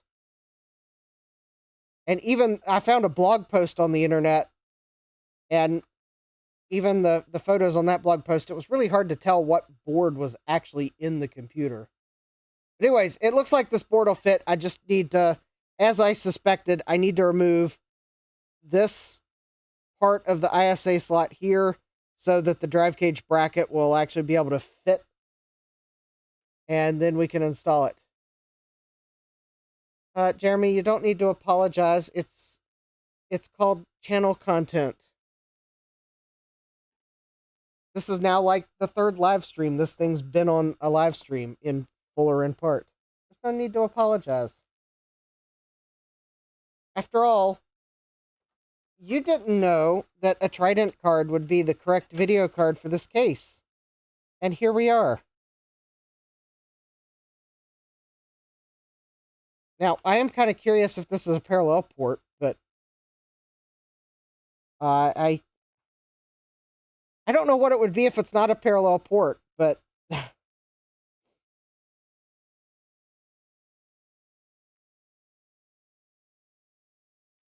I won't know until I can actually get this thing installed. Jeremy says it's been 18 months. Well, it's not like I've been spending 24/7 looking for these parts. It's kind of I would periodically go look for the parts and not find anything. And I've had saved searches for some of these things and not finding anything. But it's not like I've been constantly for 18 months searching for the parts. So, yeah, no worries. A lot of it I had saved searches and just... The saved search is actually how I found the video card, believe it or not. Because it was a Trident video card. I got a few more slots than slot brackets. Yeah, I know.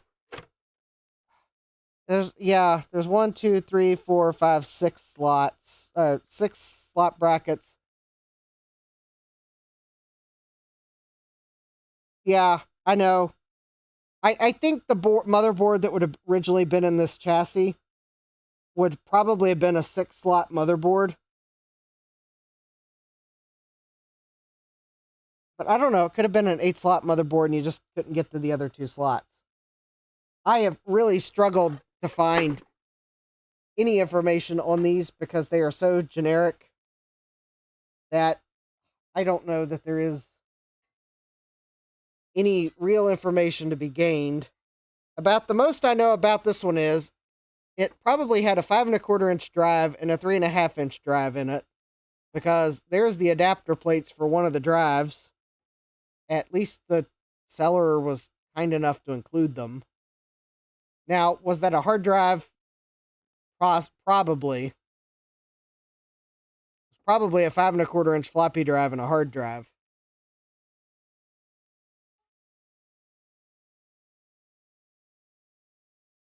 Jeremy says, if you find a really short ISA card that you won't need external access to, it could go in the extra slot. Yeah, I know. But we don't need to cram this with more cards than you can get to externally, because the power supply is only like a 200 watt power supply. Yeah, we're not going to load it down like too crazy because it's only a 200 watt power supply. And the thing is, it is a special power supply because of the LCD screen. So there's that.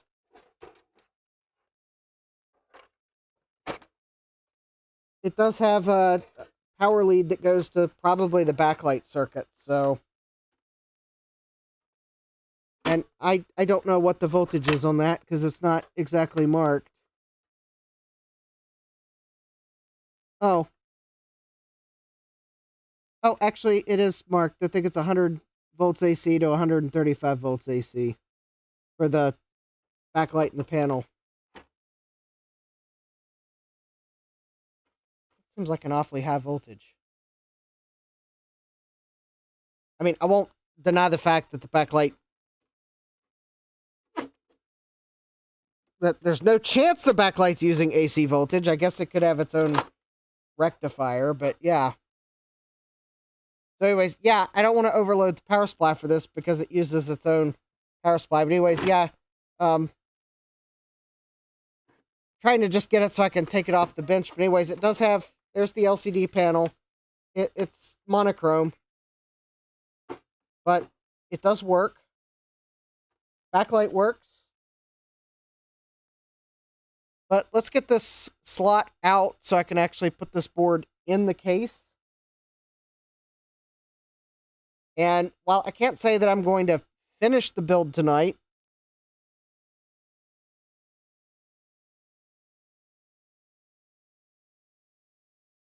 Jeremy says, I once had a Lunchbox PC with an orange display, and it used a special power supply that took 120 volts AC and converted it to 200 volts DC. Well, the power supply seems to be saying that it's outputting AC for the EL, as it's calling it.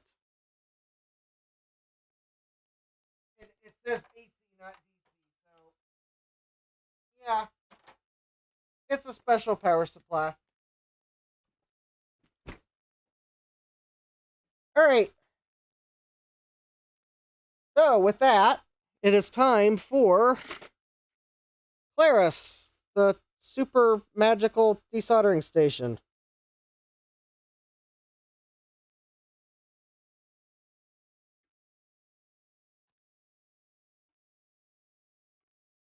I mean, as much as I would prefer not to modify this board, it's like about the only board I've been able to find that even has a shot at working in this case. So, yeah. Plus, I guess if this really doesn't work, I can always put the slot back on.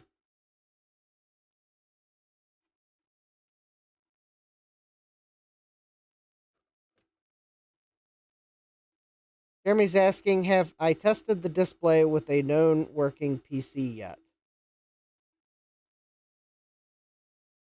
Yes, Jeremy, I've tested the display on that case. It works.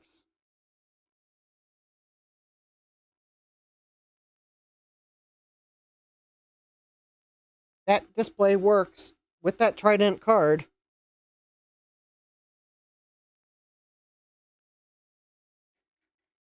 So yes, I have tested it. It works. So I'm not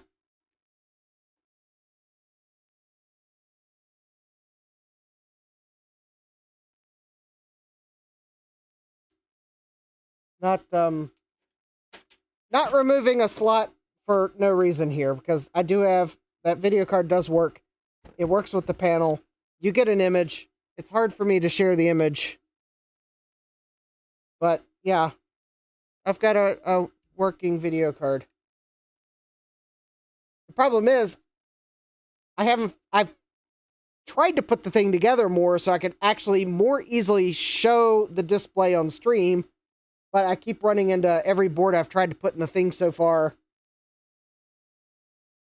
I can't put the drive cage in, which I think you got to put the drive cage in to put the thing together enough that I don't think it's going to fall apart on me. Jesse says, let's take down the library, not literally. Joe says, bologna sandwich. I say, or more like Claris says. The rattling is because I've got stuff setting on top of Claris. I'm thinking that just the fact this is a 386 board, maybe I should preheat the back of the board a little bit.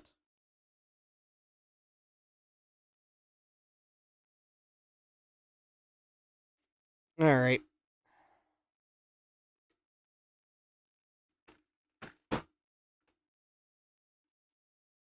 Add a little hot air to maybe make this go a little smoother.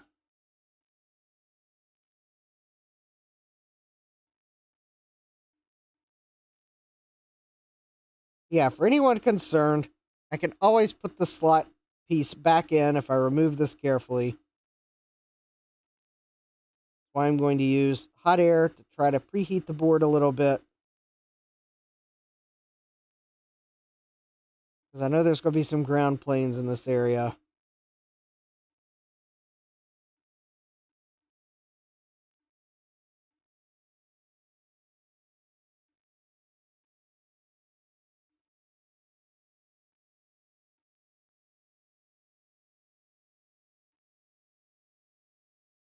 Because the other thing I'm probably going to do is put an FPU socket on this board.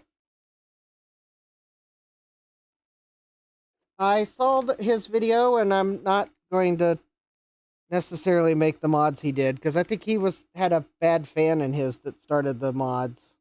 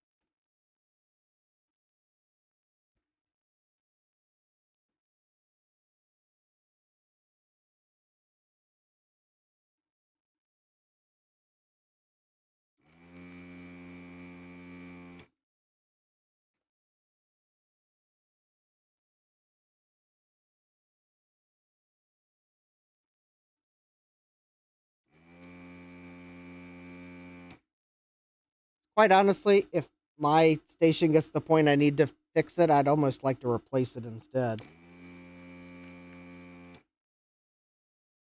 The heaters on these handles just don't last that long.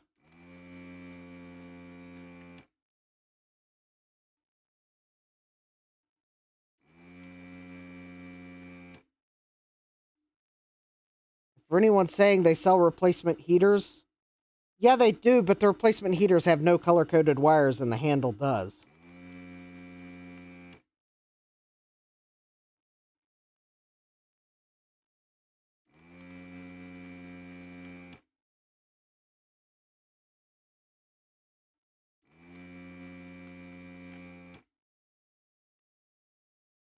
It's like they want you to buy a new station. It'd be really hard to get replacement parts, too.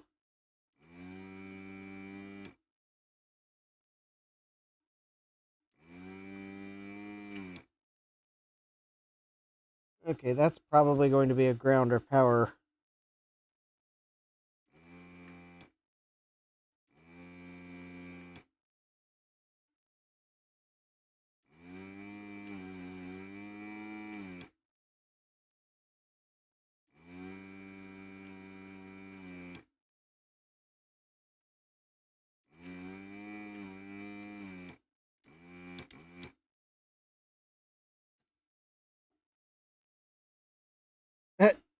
Jesse says, solution, give them money. Lots of money. Yeah.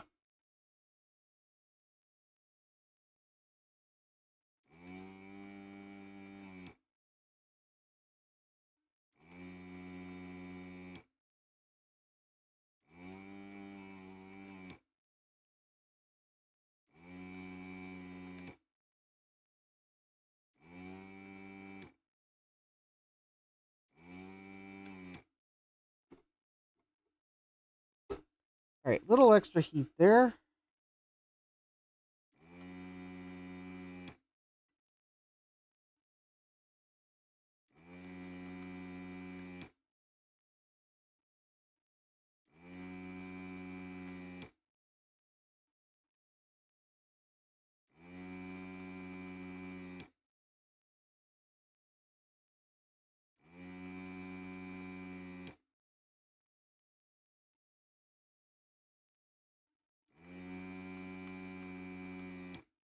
Everybody's asking, why give them money when you can put that money to other things like parts for your projects? Well, who said I wanted to give the people that make this station money? Honestly, I'd just like to get a hacko and be done with it. Because then at least you can get parts for it.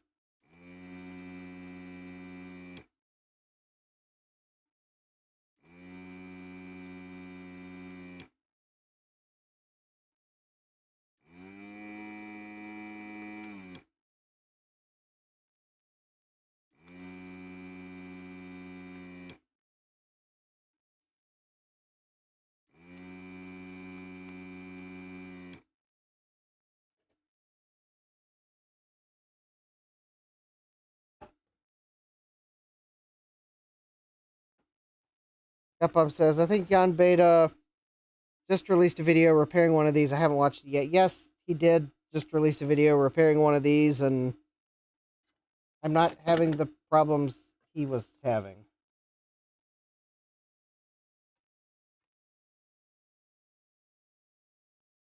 I think he was having the problem where the fan in it started making noise, and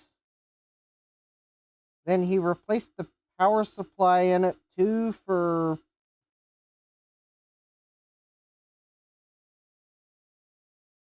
some reason. I don't know if anyone remembers if he stated a reason.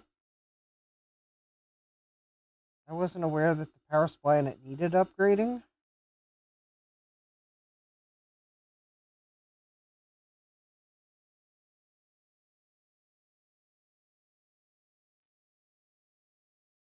Anyway, the fan in mine's not making noise, and so I don't think it needs repaired.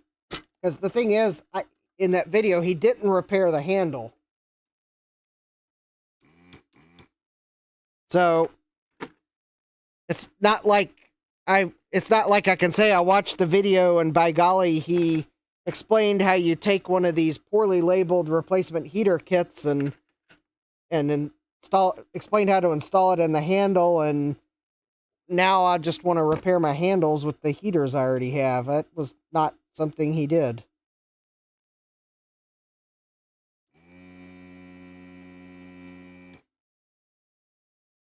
Because I have a handle that I'd love to install a heater in, but beats me how you install a poorly labeled heater into it.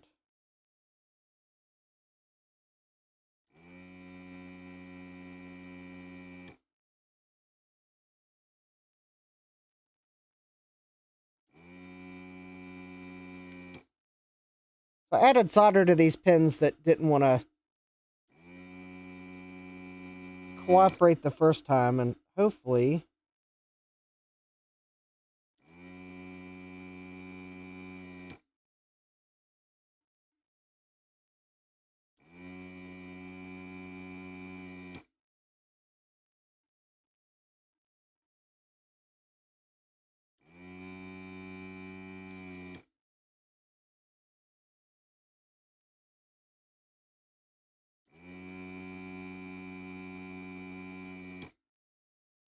Jeremy says, first station quit, sent it in under RMA, got a replacement that had a bad fan out of the box. And to fix it, I just put a Fonzie on it.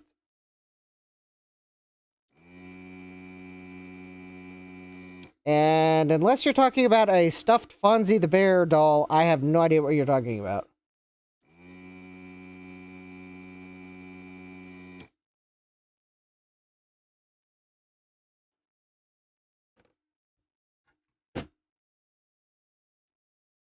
All right. Oh, okay. So the socket does appear to be loose.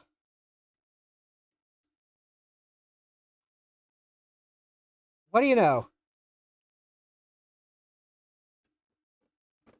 And the socket is out.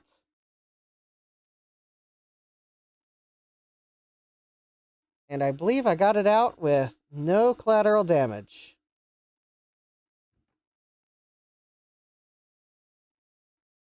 Oh, he said, oh, and to cope with the noisy fan, I just pull a Fonzie on it.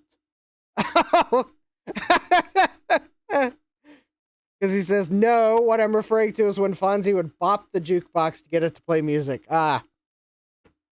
Well, obviously, I didn't get the reference, so.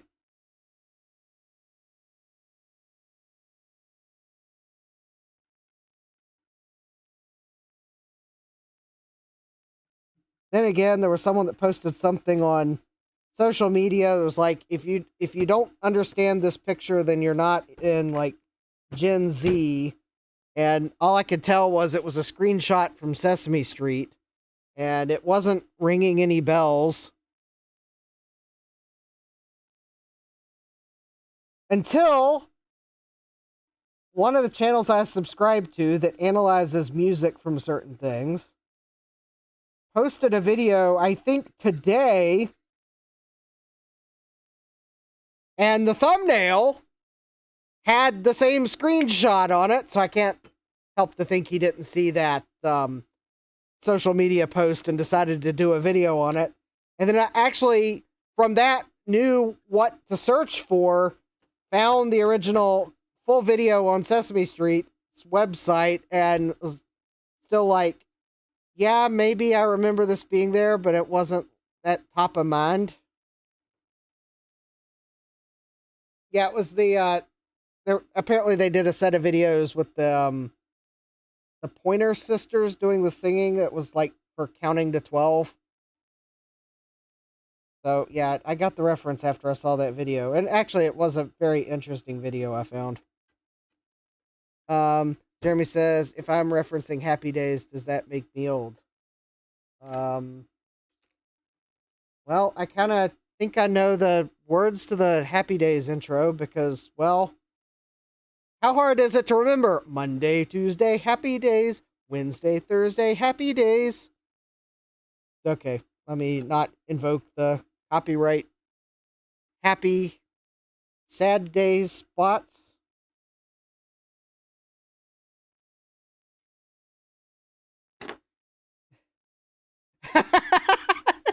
And Joe says in the chat, Monday, Tuesday, copyright. Wednesday, Thursday, copyright.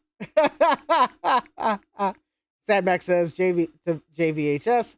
Ah, good old percussive maintenance eye. Yes. All right, so we got the slot out that would have conflicted with the case. So I think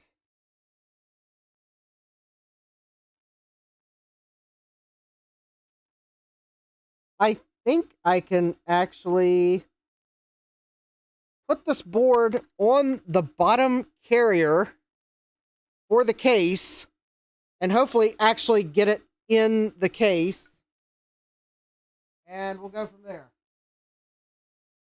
All right, so there's the drive cage.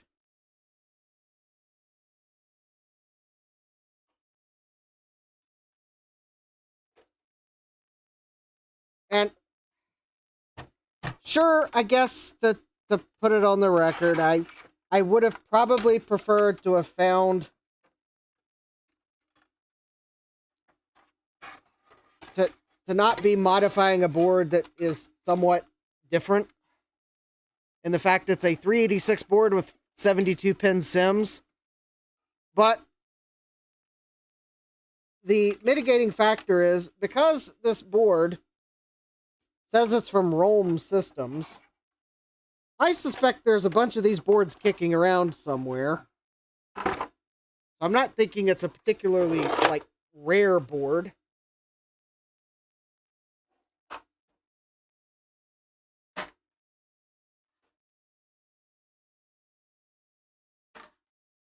I suspect they're out there. It's just now that I know what it is, I bet I find another one. Jesse says, we're going to rock around the clock tonight. Jeremy says, there are 4 lights. Oh, Sadback says, and on an unrelated note, I have the I can only count to 4 meme stuck in my head.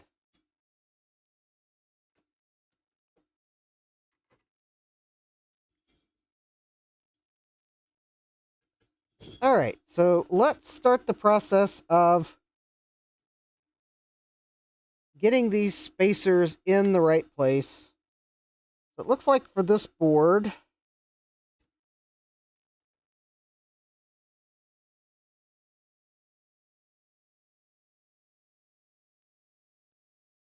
it looks like this is going to be fun. Okay, so this spacer here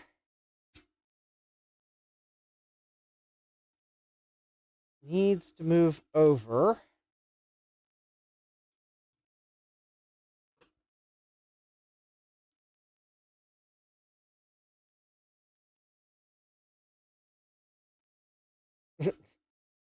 John says floppy days.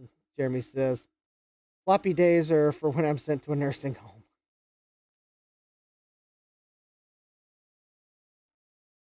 This needs to go here.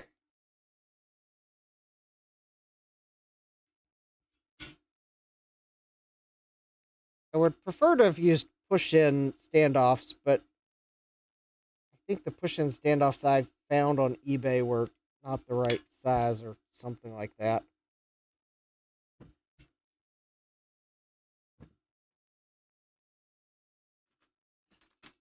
All right.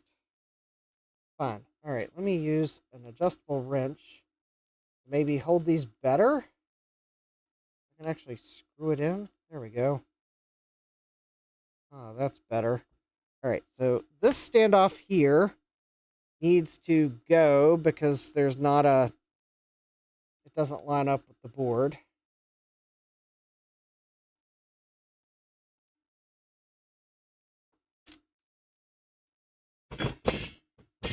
And, of course, I just dropped the screw, which normally wouldn't be a problem. Except the fact that the only standoffs I found that fit this case were ones I bought from Reactive Micro, so they're not exactly the cheapest of standoffs. So, well, I guess I'll be searching the floor for screws later. I think I've got an LC power splash screw I gotta look for at some point too, so.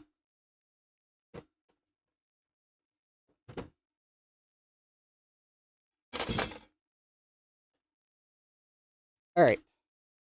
So the second row of motherboard standoffs, it looks like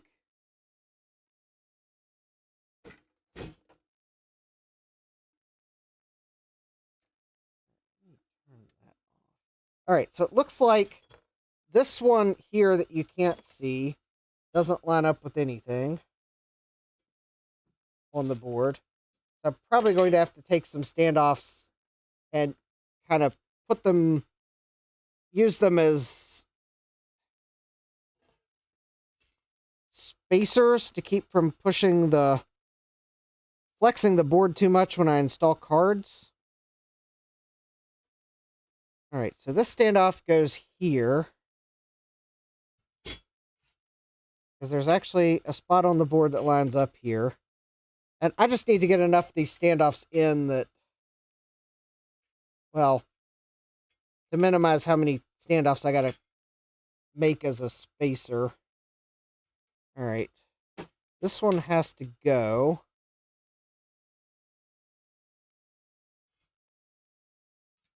Because there's nothing that lines up here.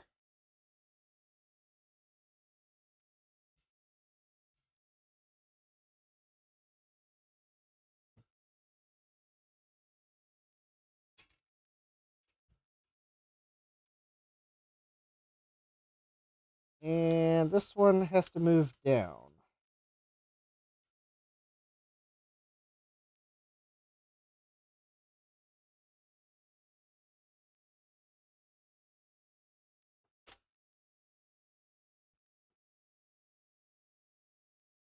Quite honestly, if I can get this to the point where kind of my goal for tonight would be that I confirm the board fits.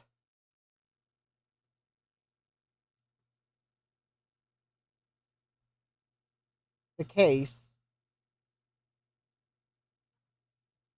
So that I know I can stop looking for a motherboard for the case. Although I have a backup plan. It's just not preferred because I have a couple boards in my repair pile that are like candidates if I can get them fixed. They're also like really awful boards, so I didn't really want to count on them. Alright, so now we've got those standoffs. So now I need a standoff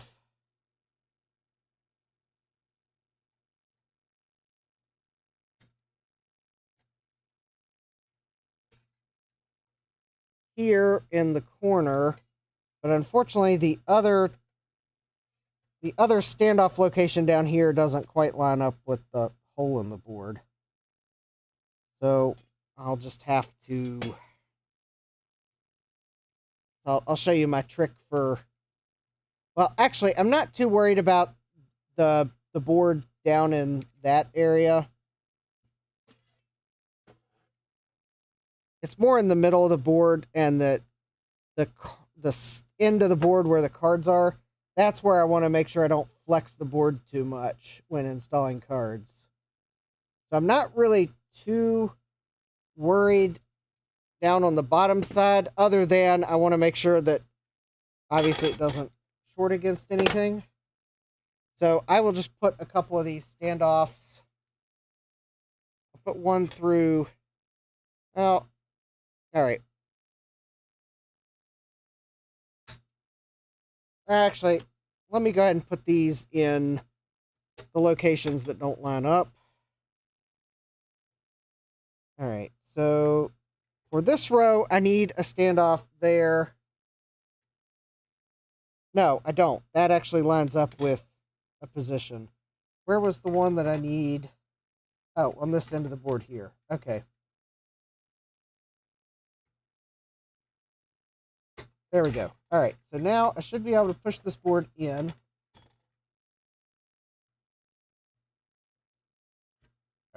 I wish I had one of those sockets on hand that are correct for math coprocessor, but I don't. So, because believe me, as fiddly as this is to install on this plate, I would rather only do it once. And granted, you could argue that, well, not every 386 system had a math coprocessor, but, well, I've got the math coprocessor for it.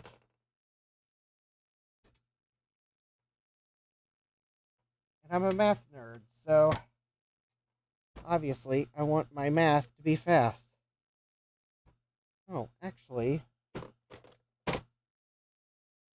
But there we go. The board is in the mounting plate.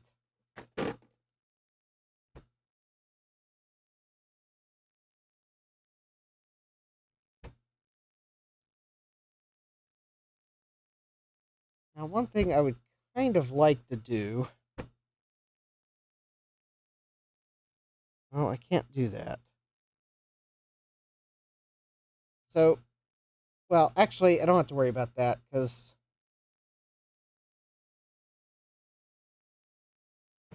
Well, I can...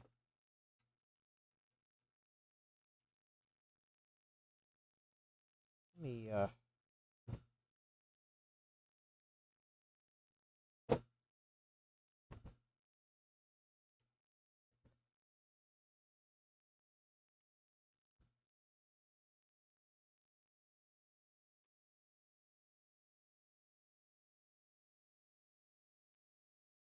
plate is kind of warped. I want to try to...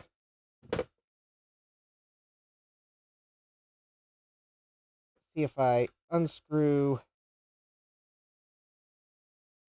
Oh, I can't. That's not wise word. Okay. I think it's fine. All right. Let's see if I can get the plate. Oh, that's why it's warped. I didn't have the standoff pushed in all the way. All right. Let's see if this will actually fit in the case. This board is kind of possibly longer than the case was designed for. So,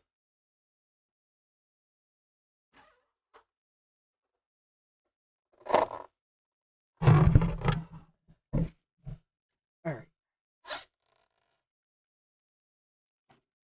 All right. Whoops. All right, let me set this to the side. All right, well, that potentiometer is... Okay, that potentiometer is going to be awfully close for comfort to the bottom of this board. So I'm going to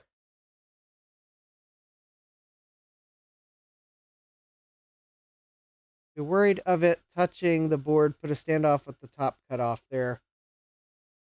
It doesn't take standard standoff, so I can't put a standard standoff there. The standoffs I do have,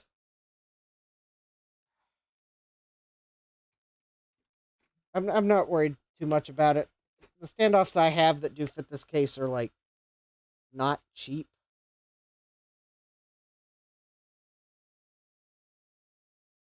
Like, because they're intended for an Apple II.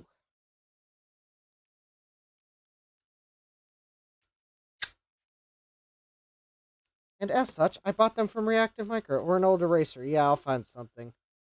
I'm going to have to remove the board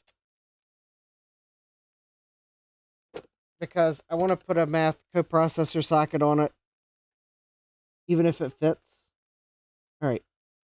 So I'm putting some tape over this potentiometer because I am afraid it might touch the motherboard. Because there's a cutout on the bottom of the shield for it. And actually, the thing is, the wire for it, I got to run under the motherboard.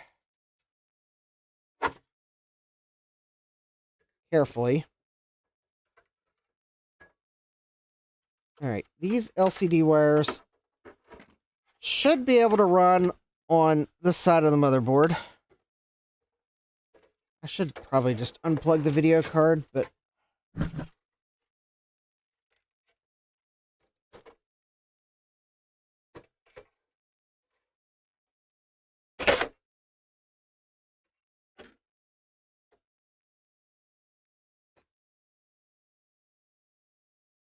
oh, I don't want to find out how fragile those connectors are, so.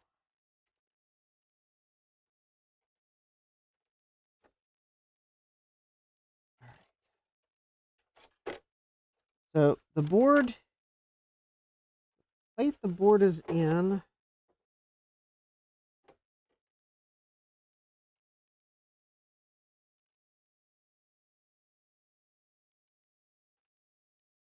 All right.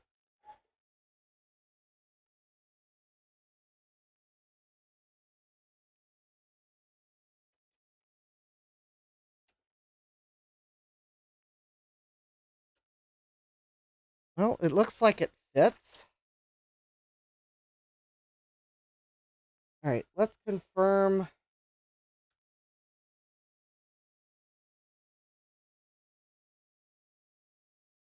If I hold this in place where that attaches. Yep, okay, that looks like that's in place. Because it was actually just the very end of that slot that was conflicting.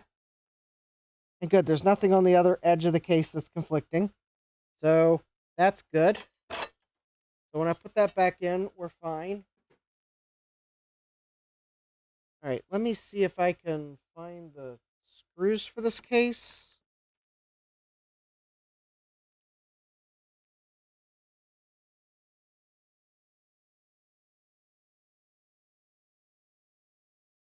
Usually I put them with the case, but I had a motherboard in here. So they may be on the bench.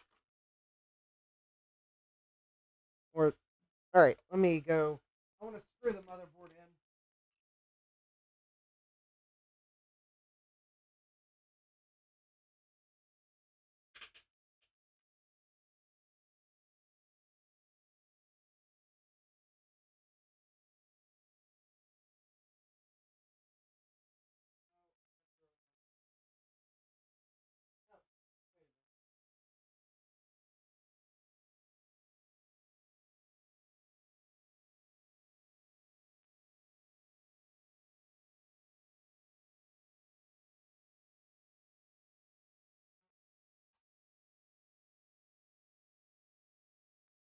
All right, they're probably floating around on my bench somewhere.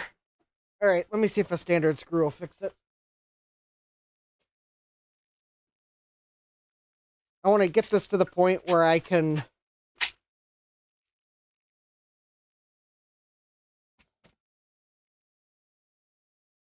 get it together enough to demonstrate that the video card works.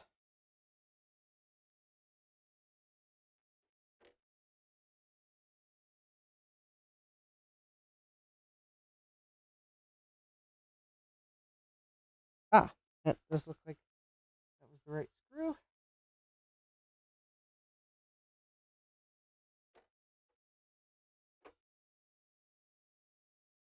We want to go here.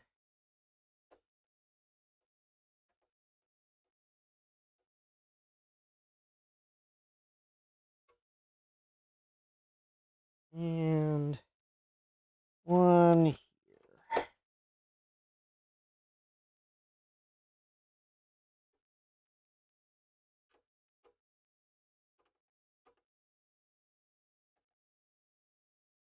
Right. And so this cable here, one that's attached to the potentiometer, plugs into there on the video card.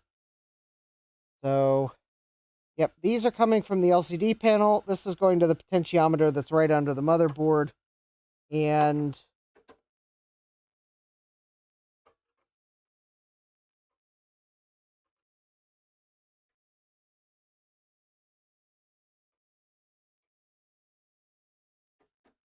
all right, hopefully I've done my homework.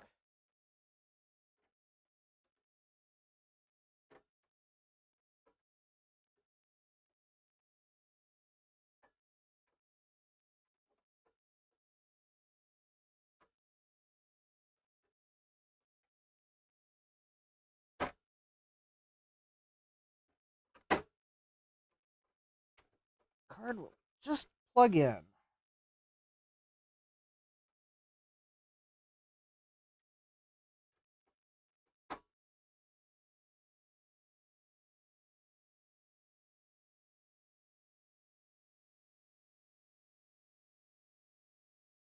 There we go. Card is in.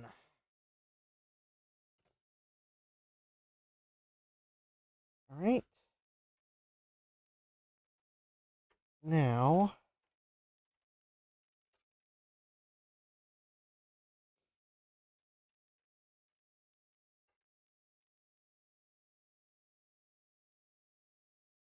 all right. Now this is where I'm going to see if I remember where all the connectors are. So pins 1 and 3 of the key lock should be the power LED. And I know that's the power LED because it's got 3 pins. All right, the speaker goes there. I think this wire here is probably the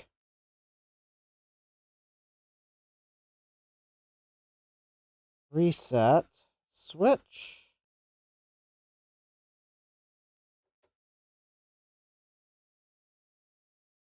And let's see, that's the hard drive LED. Although, quite honestly, yeah, we'll hook it to turbo. No, I'll hook it to the hard drive card when I plug it in. Okay, so that I need to plug into the power supply.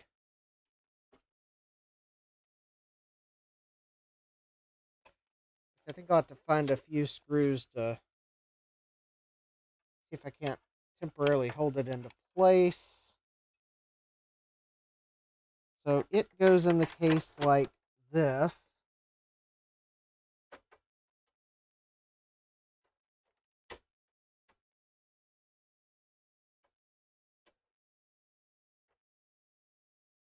And I just found the problem. Ah.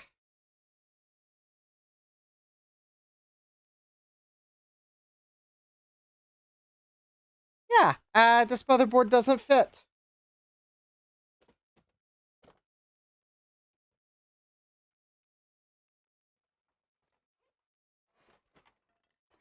And unless I want a 0 MB, a 0 MB computer, I have once again managed to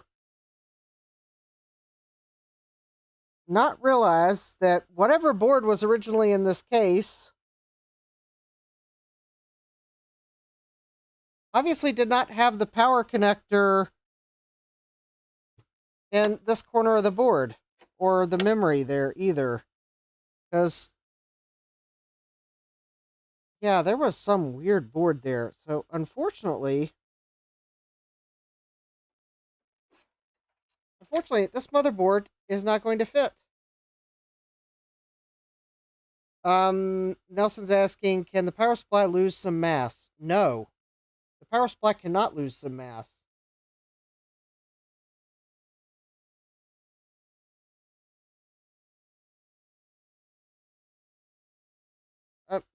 No, no, I'm not looking to.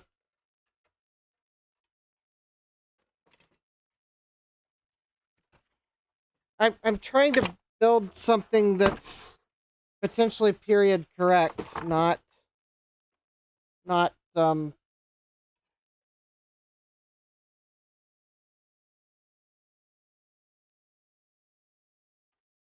I don't know that we can external power supply it, Nelson. The problem is this power supply powers the backlight. There's no getting away from this power supply, and I don't really want a power brick either. This case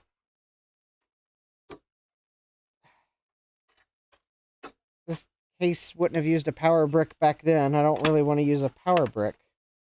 I just would like to figure out what motherboard they used in it, because, well, beats me. Well, I guess the one thing about this 386 board, I'll put the edge connector back in it.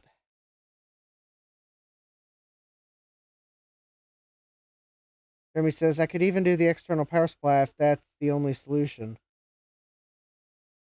I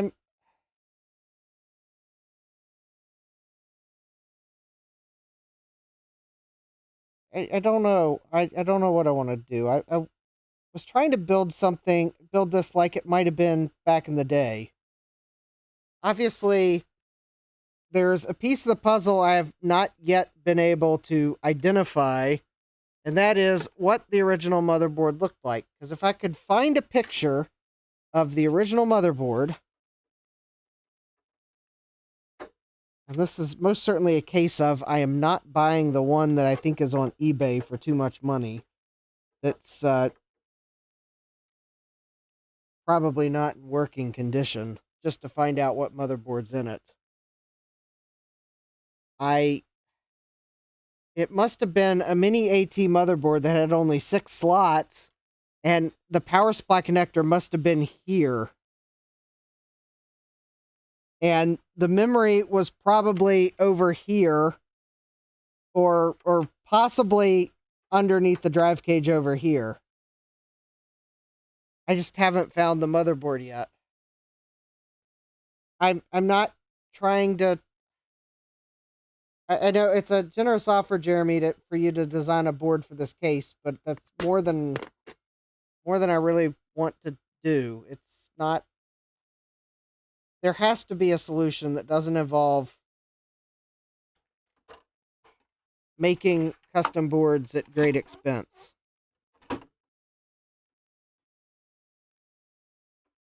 The board has to exist somewhere. I know it has to exist somewhere. It's just a matter of patience. But anyways, for the doubters that aren't going to be able to see what I'm seeing because viewing angles.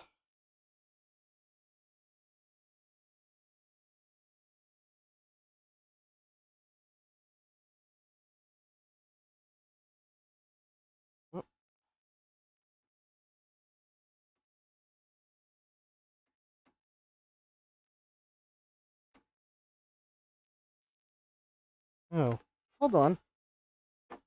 The display is...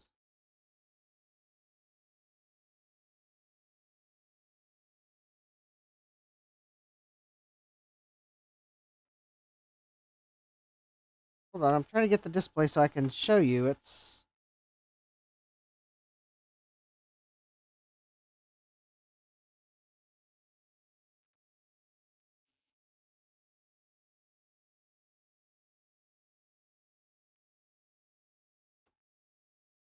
Oh, it's in the Mr. BIOS screen. That's why I'm having trouble seeing it.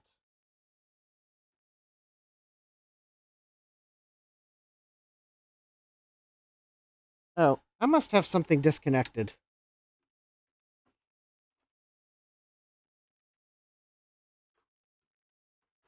Jeremy says, if that PC is anything like mine, the original motherboard was a 286 with 30-pin SIPs on the other side of the ISA slots. Well, that may be true, too.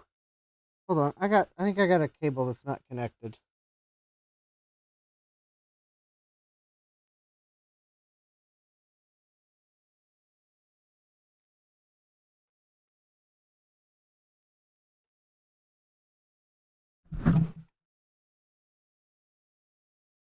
Or there really just isn't that great of a contrast on the Mr. BIOS screen one.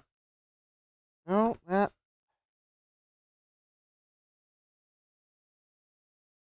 does appear to be...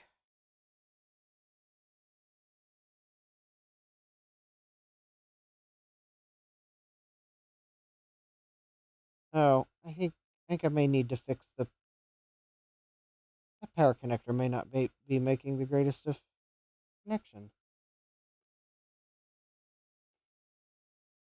Um,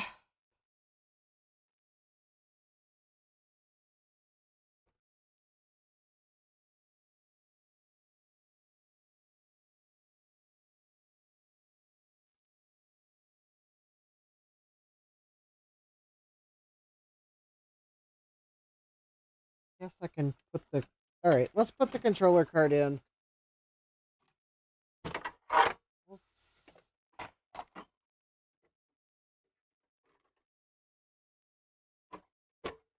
All right, I'll put the controller card in.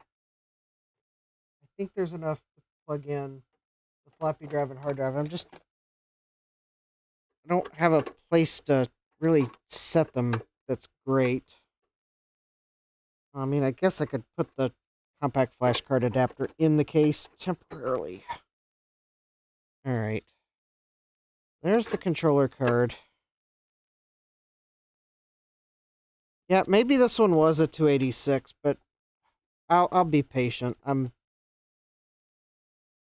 I just kind of, for December, even though I knew it was going to be late, I was kind of thinking that, it would be really nice if I could get this computer to the point where it wasn't just a bunch of disassembled parts sitting on the floor. And I thought this board was the best board because I didn't realize how close the power supply was to the board when it was mounted. Because the thing is,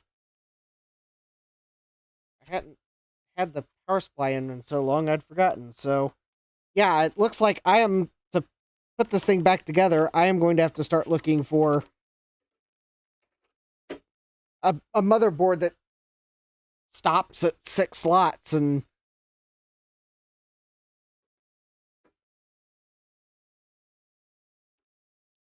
I'm not ready to commit to having a custom motherboard made for it because it's just...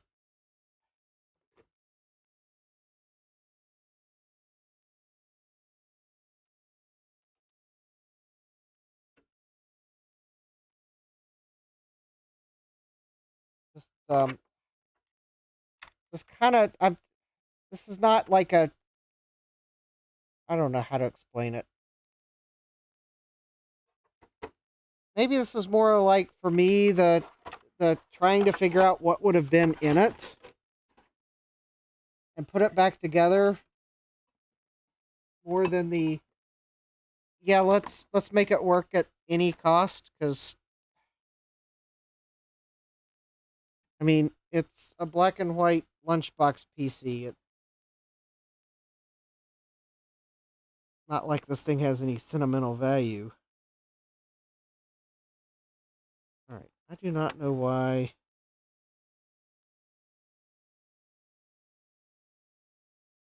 Oh, Mr. BIOS doesn't like the fact that I don't have a keyboard plugged in. That's part of the problem. Nelson says I could always make that case into a sleeper build. No. No, I can't.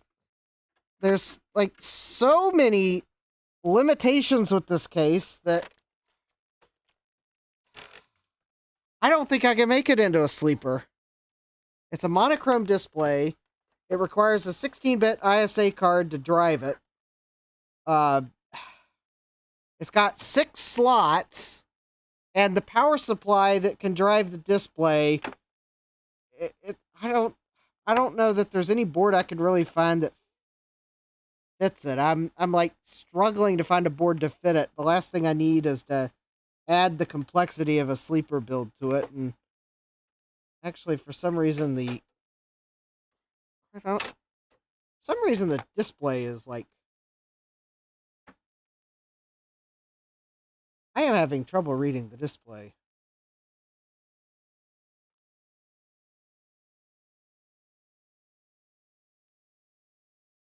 I really can't.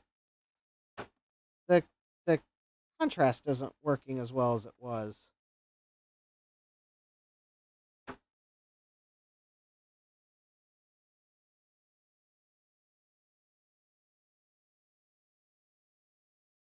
don't think the contrast knob is doing anything. I mean, okay. There's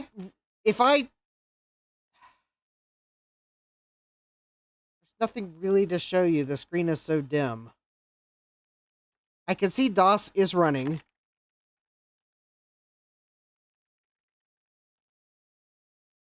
Oh, there are a couple lines running.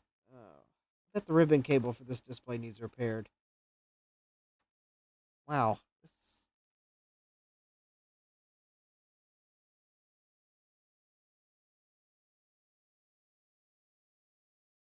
Something is lacking ground, maybe. I because the other thing is this video card has a VGA output, but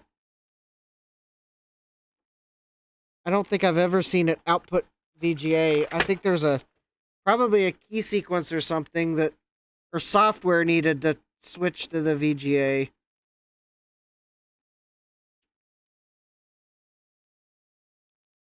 Yeah, the video signal on the yeah, it's outputting an out of range signal.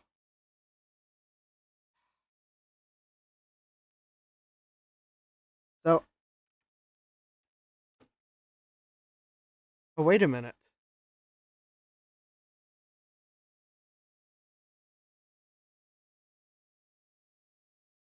No. Okay, the good news is it's running Doom. Bad news is I can hardly see it. No, it's not the VGA cable.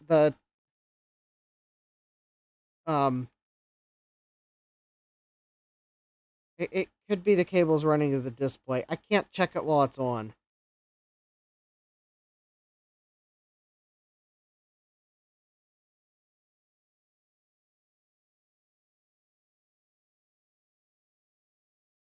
Almost headless Doom. It is headless Doom.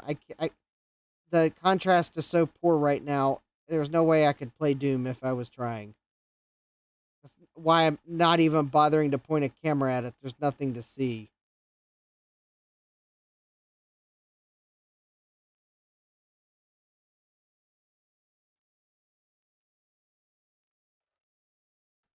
I don't think No, I've tried plugging in the VGA before. It's not a restart issue. I've got a multi-sync monitor, and every time I plug a VGA cable into this thing, the multi-sync monitor tells me the signal is out of range. I think when the LCD monitor, when it's running with the LCD monitor, I think the VGA output is the same frequency as the panel, which I don't know what that is, and it's probably something my multi-sync monitor just can't handle. I am looking to see if I forgot a ground somewhere.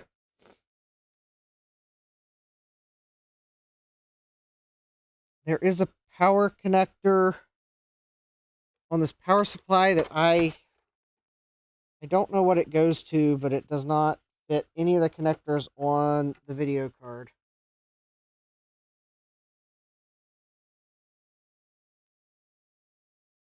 So that's not it. All right, I think I've got.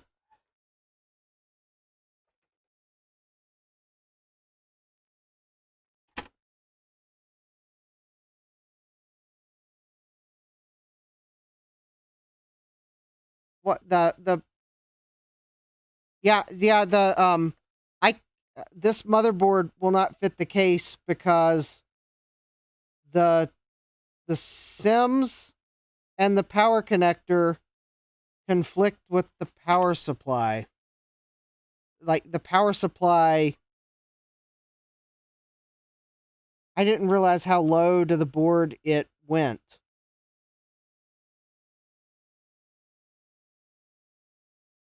But yeah, this power supply, when it's mounted in the case, it's supposed to go here, but like in the case, this isn't the right I knew this wasn't the right motherboard that it was sold with, but I thought it would fit, but I didn't realize that it wouldn't fit. And also the contrast is all wrong on the display. I'm trying to get it to the point where I can show you that it's doing something, but the contrast is worse than it was last time I used the panel.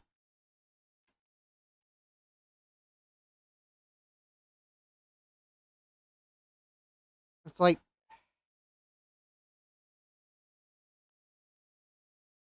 oh, hey Jack, welcome. No, low profile SIMs and a right angle connector. I don't think I can get the SIMs low enough.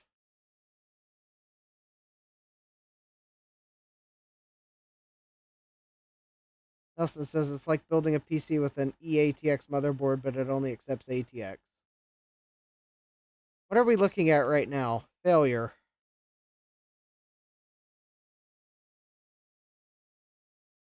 I'm trying to... This is the Lunchbox PC, and I'm just trying to...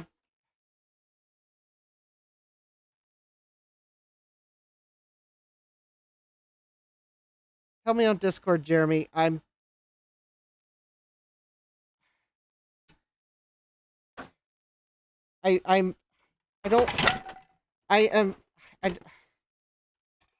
don't know. I'm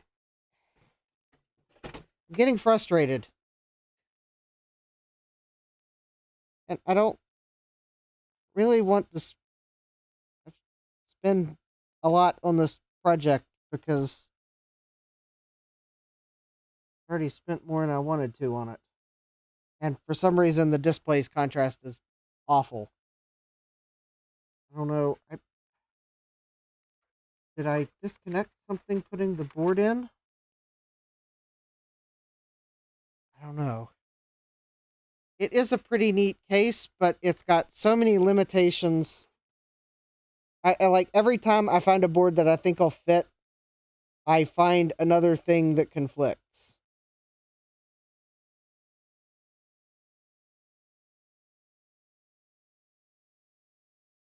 I don't even know why and the panel is, I don't know. I thought last time I used this, the panel had good contrast. I have like awful contrast. I can hardly see it. I want to pull the board out to try to figure out. It didn't have a board with it, Jack. I've never seen the original board that went to this.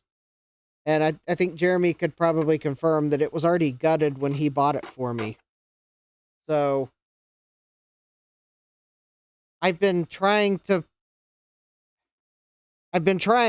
without any data as to what would have been in it originally, I've been trying to find boards that would fit it. And I've been doing a lousy job because I've never seen the original board that was in this. So every time I buy a board for it,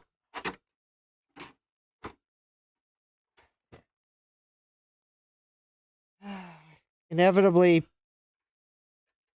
I keep buying boards that won't fit for the next reason that I've not realized because I've had this thing disassembled for so long.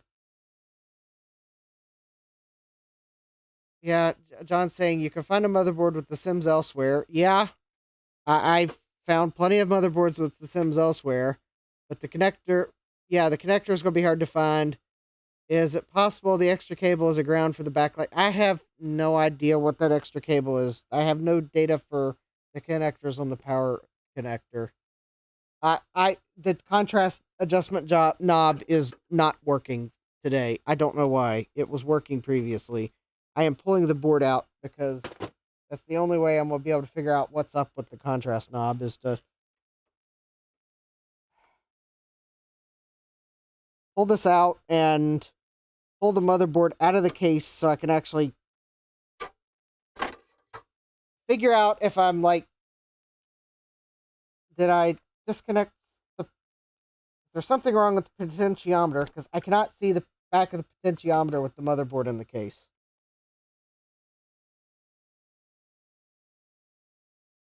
Jack's asking, would I be correct that you're trying a baby AT board? No, I have never found a succinct explanation of what all the AT form factors were because I'm convinced that there was no standard. I think this is considered a baby AT board, but it's awfully long. I don't know what the form factor is.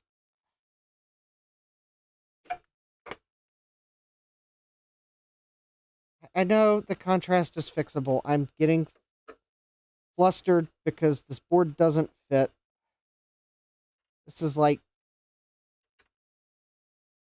the third board I've tried. It's also not fitting. I'm having trouble finding boards that look like they will fit because either the CPU socket is in the way for the drive cage, the Sims are in the way for the drive cage, a VISA local bus slot is in the way for the drive cage because I really don't want to desolder a VISA local bus slot, especially if it's like the only one on the board.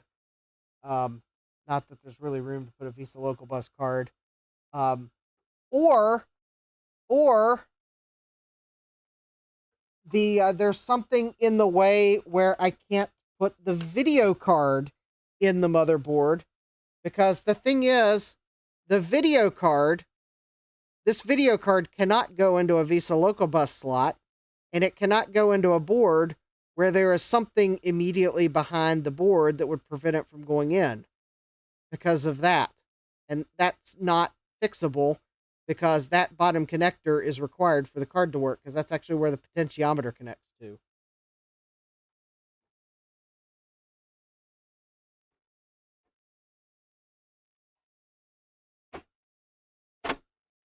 I'm like,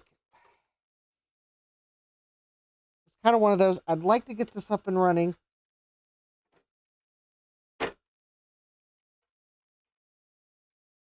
I'm not really the biggest.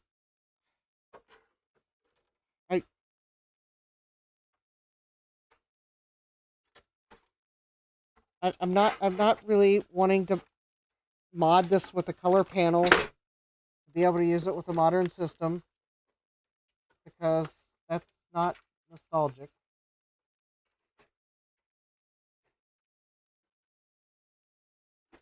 I don't want to jump through hoops to try to recreate a power supply when the original one works, even if it is only 200 watts. I'll look at it here in a moment as soon as I can set things down without them falling. Jack's asking, is that the right thing?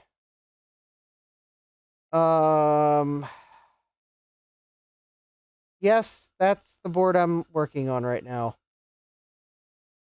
and it doesn't fit. Okay.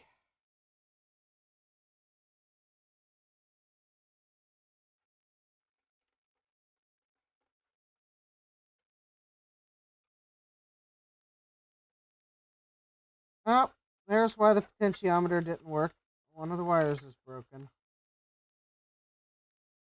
Alright, let me get out the soldering iron. No, Jack, that's the board I bought to try to put in this thing. I don't know what the original board looked like.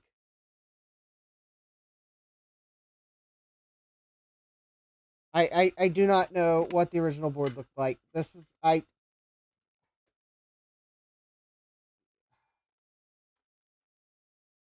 There is a blog I found online that looks like it might be the same case, but the video card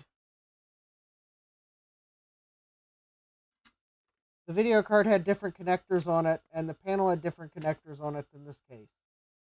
So unfortunately, I can't use that as a reference because quite clearly the panel and video card are different. There's like a different panel on the case. So that one's out for being a reference as to what I need. Plus, I don't think it's disassembled enough to actually see the board. There's a couple on eBay, but I can't ask the seller to take pictures of the board, disassemble the thing, if the board's even in it. Some of them I think are just empty chassis. Because I'm not going to be buying their chassis. I don't like, and plus I don't think some of them are the same as this either, so it would be not like I would get an answer that would help me, because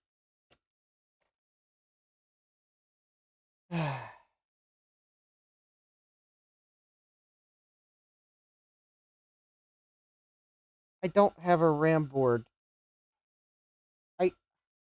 I don't want to use a RAM board. I have, basically with this case, I get 3 ISA slots. I don't want to have to use a RAM board because that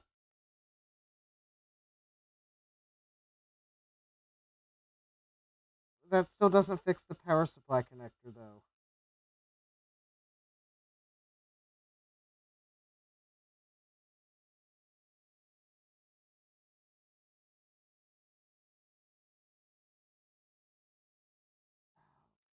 How does this wire connect to the...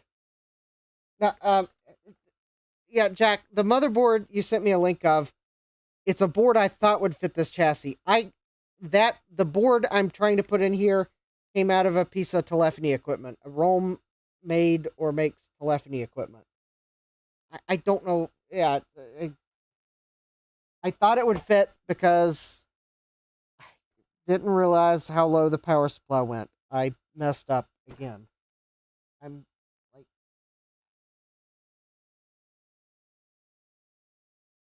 it's kind of one of those. I'm trying to find a board that will fit. I'm trying not to recreate the world. This board won't fit. To make it fit, I would have to do things that I really don't want to do because I would rather use the board in something else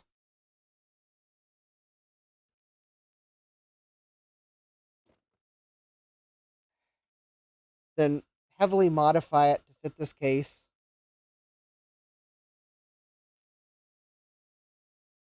Jack says this seems like a good strategy for trying to find a board that fit, though.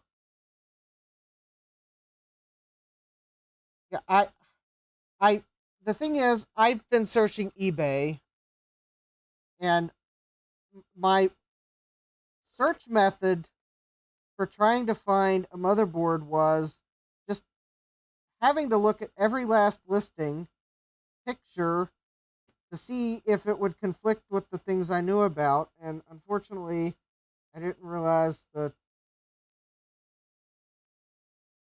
Oh, and I'm having trouble soldering this wire because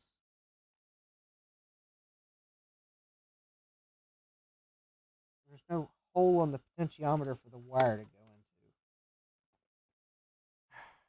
Hold please while I try to fix the broken wire.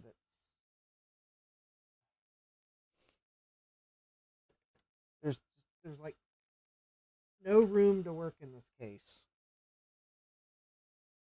And I don't know where my solder braid went to, and I need my solder braid.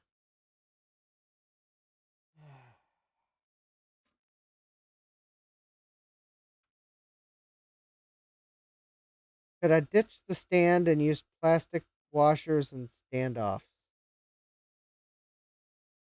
Now I the I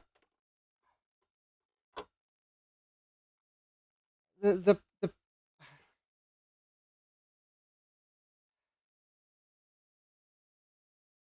I don't get what you're um yes, Jeremy, it really is a little bit too long. Ideally the board would be a little bit shorter. It really is. Ideally the board would not be over top the potentiometer, which would mean the board needs to be about an inch shorter.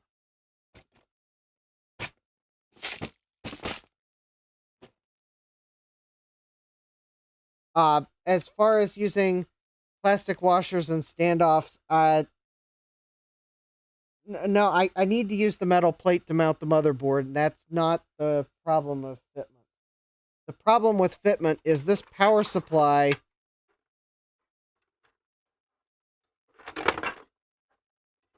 has to go here.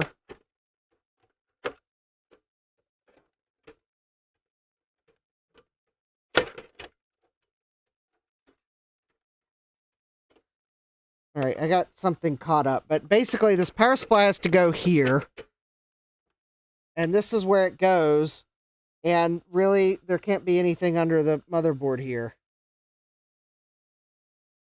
Yeah, and then there is the problem that the cards have to align, and I'm trying to find my solder wick.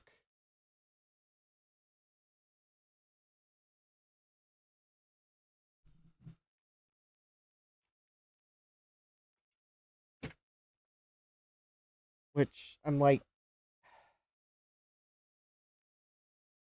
getting frustrated because this motherboard doesn't fit, and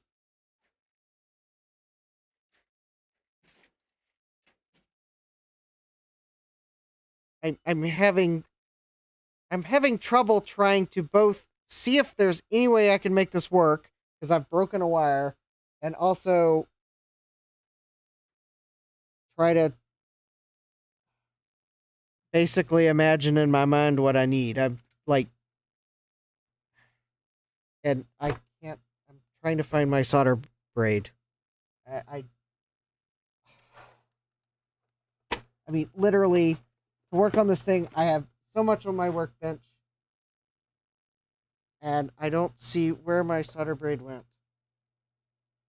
And I need the solder braid.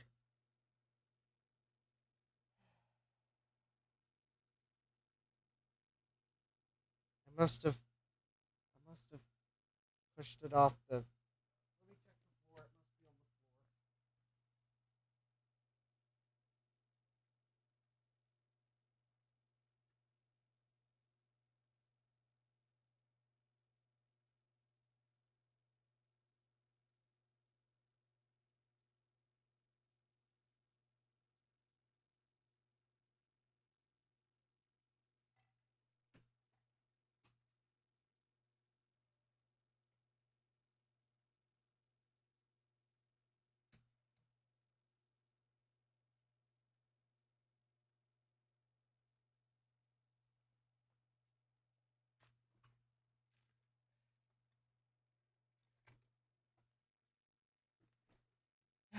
All right. I mean, John, it was good to ask because sometimes I do overlook the obvious things, but yeah, in this case,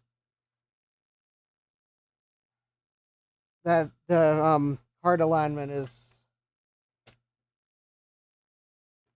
important. So it would be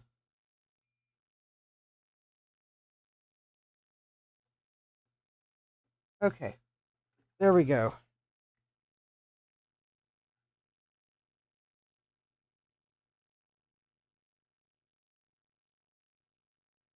And there actually is a hole for the wire to go through, I believe, now that I wicked the old solder out.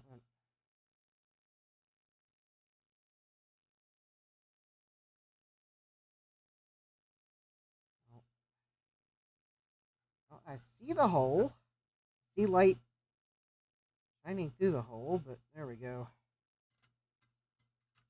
Sorry, I'm like, this is like, I don't know what this case was for, Jeremy. I think it was just for generic portable computers. I kind of want to say that a lot of times they would have been used for some commercial or industrial purpose. Like, I could totally see someone using one of these as a portable programmer for industrial equipment.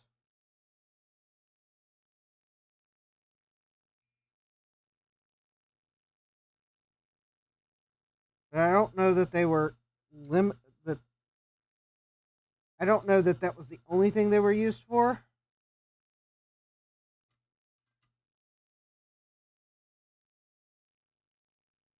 Okay, so I think I just fixed that wire. I at least want to see if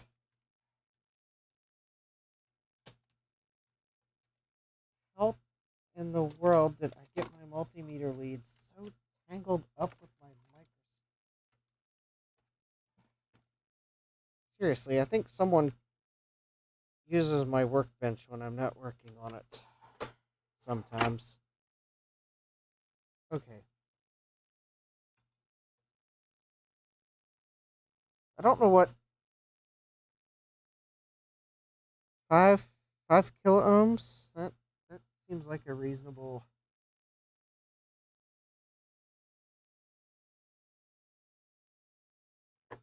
Yeah, I guess that probably is working. Okay.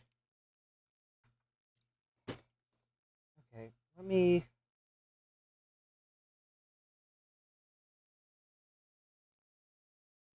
find my. There we go. Piece of Kapton tape. I'll put the Kapton tape back over the potentiometer and I'll actually tape the wires down. Hopefully, keep from breaking the other two. Okay.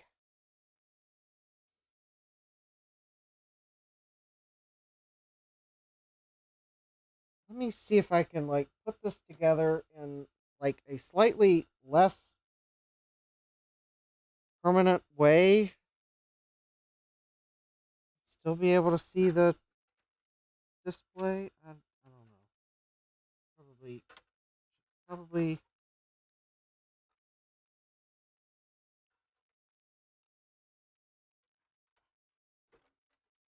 Kind of. I mean, I don't know why I'm even bothering doing this. This board is not going to work.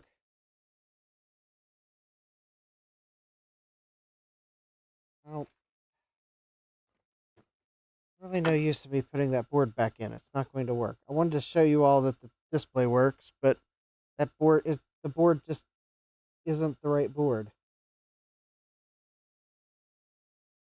I'd almost rather put the slot back in and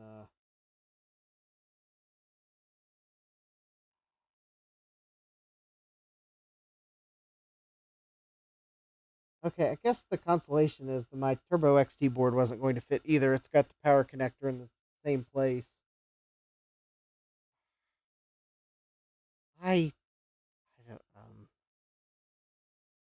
I don't think I have a board that's going to fit. I don't have any boards that have the power connector that's not in this area.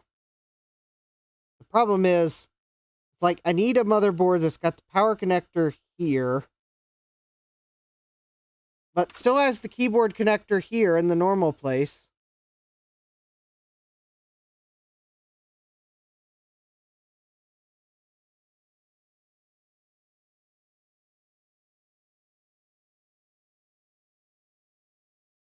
Yeah, I may need to pause, Jeremy, but I mean, I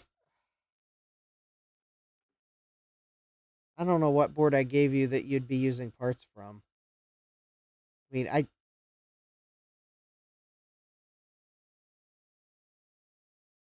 what board did I give you? Was it that 386SX board?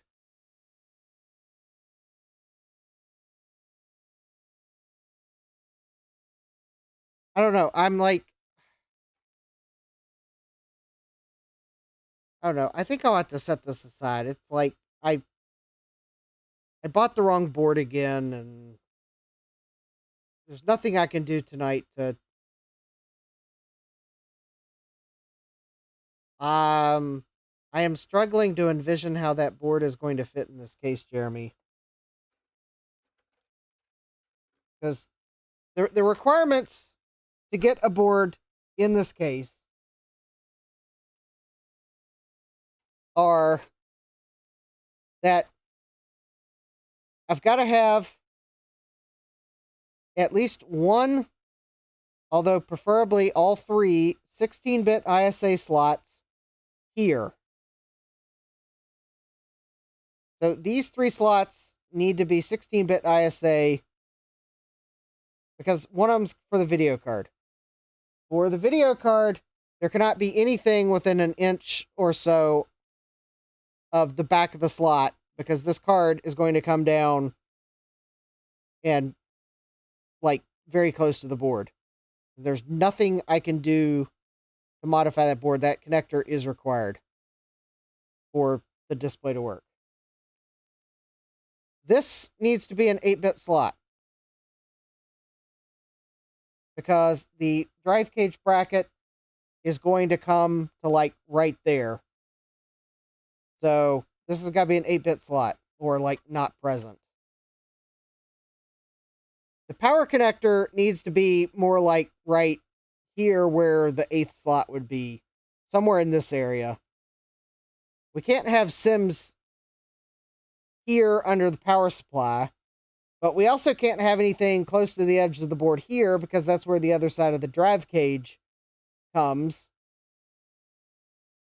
So you're practically left with, I guess the RAM's got to be here, but not too close so that you can put the video card in. Or it's going to have to be dip memory.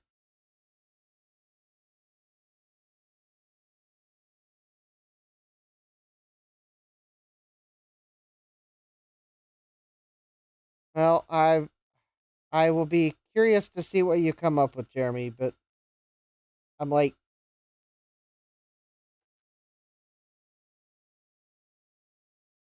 I am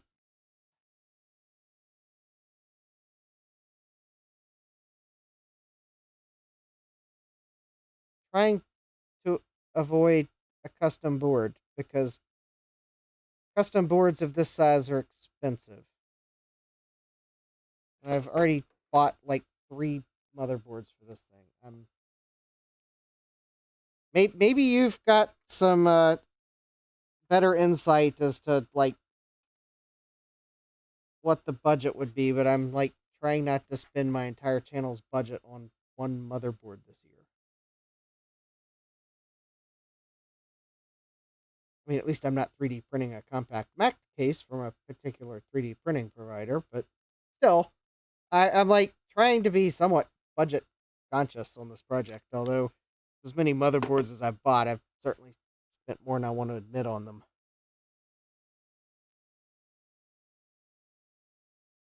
Like I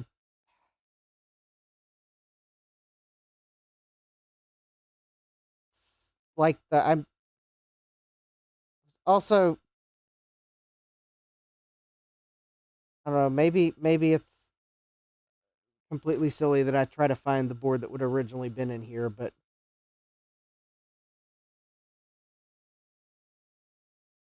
yeah, I thought about a Pentium board. I mean, I really did think, I mean, if I could find a Pentium board that would fit, I would consider it. I know it's too new, but it's at least a vintage board. However, I looked, and at least at the time I looked on eBay, I could not find a Pentium board that met the requirements. And in fact, Pentium boards were even harder to find boards that even stood a chance of fitting because of where the processors usually got placed on the board. And the fact is, once you get to a Pentium, you have to have a heat sink. And at some point, you're going to be too tall for it to be under the drive cage as well.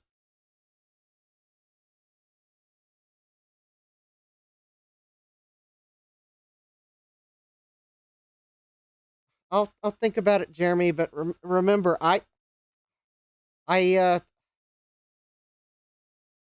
Jeremy's telling me, think about it. Resistance to a custom motherboard may be futile. And another quote from a popular TV show: "You're looking for a custom fit in an off-the-rack world. Just think on it and sleep on it for a while." I mean, I know there's got to be a board that fits in this case. I know there has to be somewhere. They couldn't have made these cases and there not be a board that fits. But I don't want to spend $500 on a motherboard for this thing. I mean, seriously, I don't know what PCB pricing really might be, but I'm like, I guess maybe that's my resistance to having a custom board made for this, is by the time you spin it a couple times, I'm like, I'd just rather buy a 386 laptop. Jeremy says it won't be $500. And I'll think about it, Jeremy. I really kind of had it in my mind what I wanted the system to be, and a 386SX wasn't it. Jeremy says it'll be a one and done. John's asking, are we sure the backlight isn't just standard 12 volts? No, I'm not sure. But the power supply seems to have on its label that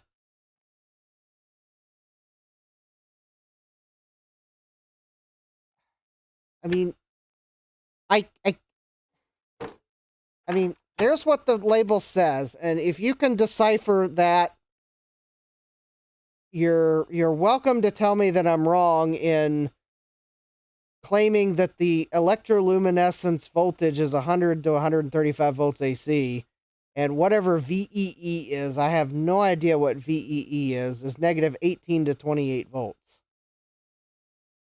But no, I'm actually not sure that it's not just 12 volts or something like that. I haven't measured it, but given what this label says, I've kind of been hesitant to label it because I don't want to blow up my multimeter in choosing poorly. I mean, that's what the label says.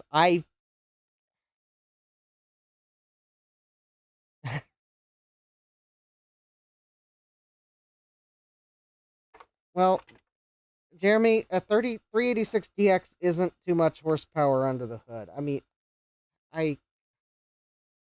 okay, I would consider a 386SX. I just am highly concerned.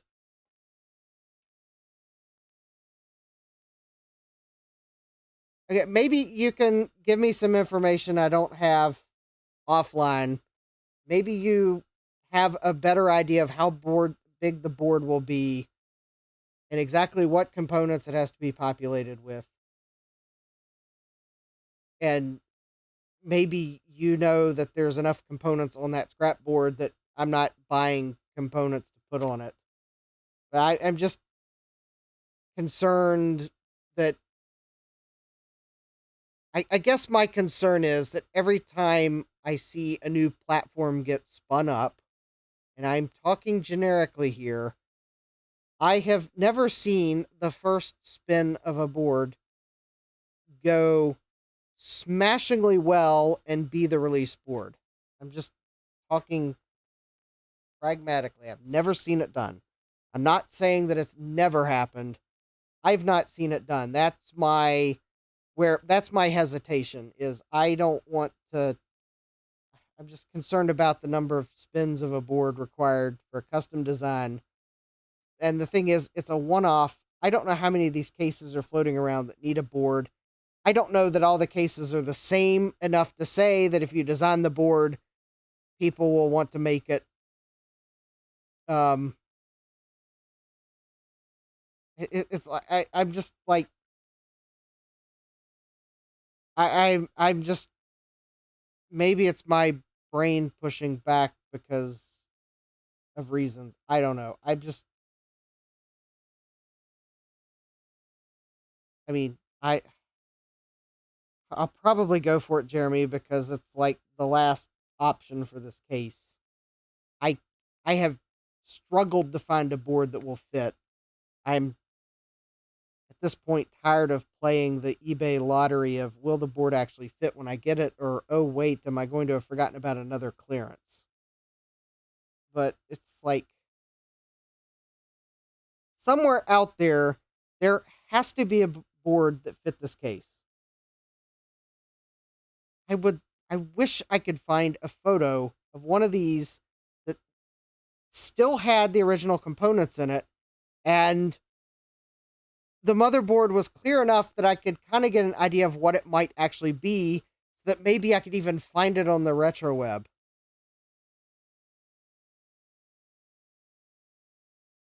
All right, I'll talk with you later on it, Jeremy. It's like I'm kind of in overload on this project tonight. It's kind of the I thought I had the board that would fit. It doesn't fit. I forgot about how low the power supply went. I'm bummed out. I'm going to have to solder that connector back on. It's like, and the thing is, I'm kind of in this for the nostalgia, and when we start to make custom boards, I don't feel as nostalgic with custom boards.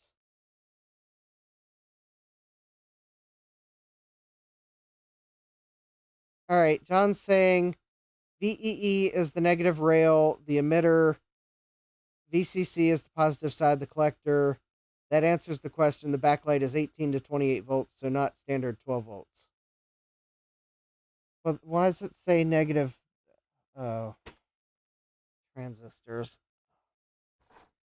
I'm more of a software guy than a hardware guy. I know, it's like, so it's kind of why I'm like, it's why when I get asked, well, why don't you just put a Pico Gus in it? Like, first of all, I never had a Gravis ultrasound growing up. Never did. And second of all, it's not as nostalgic for a modern reproduction as the original card. Yeah, I know, Jeremy, you're more of a hardware guy than a software guy. I'm actually technically more of a test guy than either hardware or software, but if I have to categorize myself as a software or a hardware guy, I'm more of a software guy because I'm writing the software to test the hardware. But yeah, it's like it's kind of why I'm like mentally like not wanting to have a custom board made for this case because it's not as nostalgic. You're now making something that did not exist at the time you're potentially making something that did not exist at the time this case was made. And call me crazy, I want to put a math coprocessor in the thing. And kind of, yeah, I realize this board doesn't have 32-bit, but I kind of had in my mind what I wanted this to do.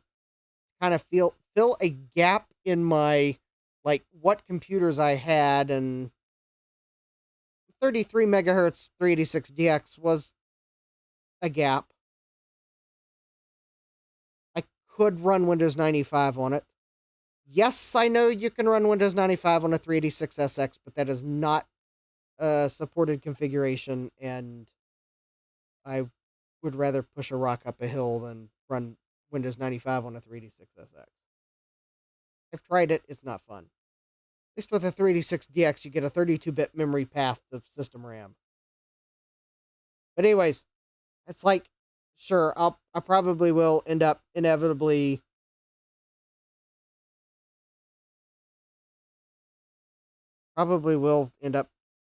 making a custom board for this case just to get it running, but it's like, I know, Jeremy, that you wouldn't go above MS-DOS on a 386SX. The thing is, though, the reason why I wanted the option to run Windows 95 on this computer is I don't know if there are Windows 3.1 drivers for that video card. I have not found a driver disk for that Trident card. Maybe it uses the standard Trident drivers, but I have not found a driver disk that says Trident TLCD9100 on it. So that's why I was kind of thinking of a 486 or a 386DX, so that in the event I had to run Windows 95 to have video card drivers, then the system would at least be capable of running Windows 95 without feeling like I had made the wrong choice. I know. No, Jeremy, I have to disagree with Windows 3.11 and Windows 95A being very similar under the hood. Windows 95 is a 32-bit operating system, but the one important thing is I think it has a different driver model for display drivers. I mean, so a Windows 95 driver will not work in Windows 3.1. So if that video card only has Windows 95 drivers, I can't install them in Windows 3.1. And quite honestly, I would like to be able to try the video card drivers to see if they by chance would let me change some settings to make the contrast or the screen easier to read. Yeah, I don't know that I've really played Wing Commander. I don't know. I'm hoping I'm conveying my concerns and why I was trying to build this the way I was.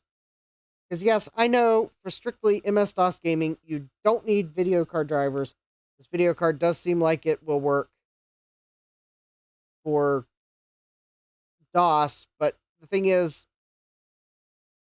I think the drivers might let you change some settings to make it work better, or possibly even so I could have the VGA out work. But anyways, yeah, that's like...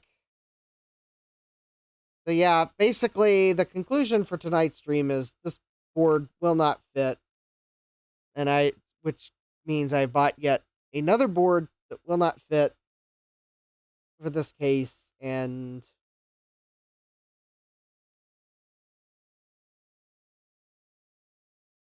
as much as I would like to test that I fixed the contrast knob, I'm kind of like, it's 11:40 basically. I would like to know that I fixed the contrast knob, but I really do not want to put this thing back together that far because I just have to take it apart again. Because this is the wrong board. I'll just have to use this board in another build. I'll put the ISA slot back in it. So, yeah, I guess the Lunchbox PC is going to sit as parts yet again. I guess if the backlight voltage is like 18 to 28 volts, then I guess theoretically we could make another power supply, but I don't really want to... I don't want to re-engineer this case. I just really don't want to. Because, yeah, we can make a new motherboard for it. We could possibly make a new power supply for it that wouldn't be as tall and would let a standard board fit under it. But at some point, I've like redesigned so much of it that it's no longer nostalgic. I'm not going to give up on it, Jeremy. I'm not giving up on this. I'm just going to realize that I don't really have space on a shelf for it and put it back in where I had it for now and set it to the side for now because, well, I'm like, I bought my limit of boards for this project for the next couple months. I was like, this was going to be the board. I was thinking this would make it done. This is not going to make it done. So, yeah, I'm like just going to set this aside for now. And I have a 386DX motherboard that has no math coprocessor socket on it. And I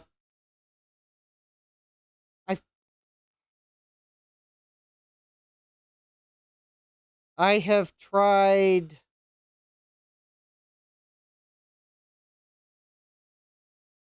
at least 3 boards in the case, but that doesn't count the boards that I've scrolled through on eBay and dismissed as not even being a fit candidate by looking at the picture. So I tried the 486SX that I got from the Big Bad Biologist. Unfortunately, it has the SIM slots are here and the power connector's here, so it wouldn't have fit anyways. And I tried the Turbo XT board. Unfortunately, the video card doesn't work with this board. So it's a non-starter because the video card doesn't even work on an 8-bit bus. The good news, though, with the Turbo XT, the SIM slots aren't in the way because there are none. The power connector would be still a problem, but at least there's no SIMs in the way. And there wouldn't be any ISA slot to remove. But the video card does not work with a Turbo XT board. So yeah, Jeremy, so hundreds, yes. Including the virtualization and imagination. Yeah. At least 100. Is the power connector in the way on that 386SX board? Which 386SX board? I don't have...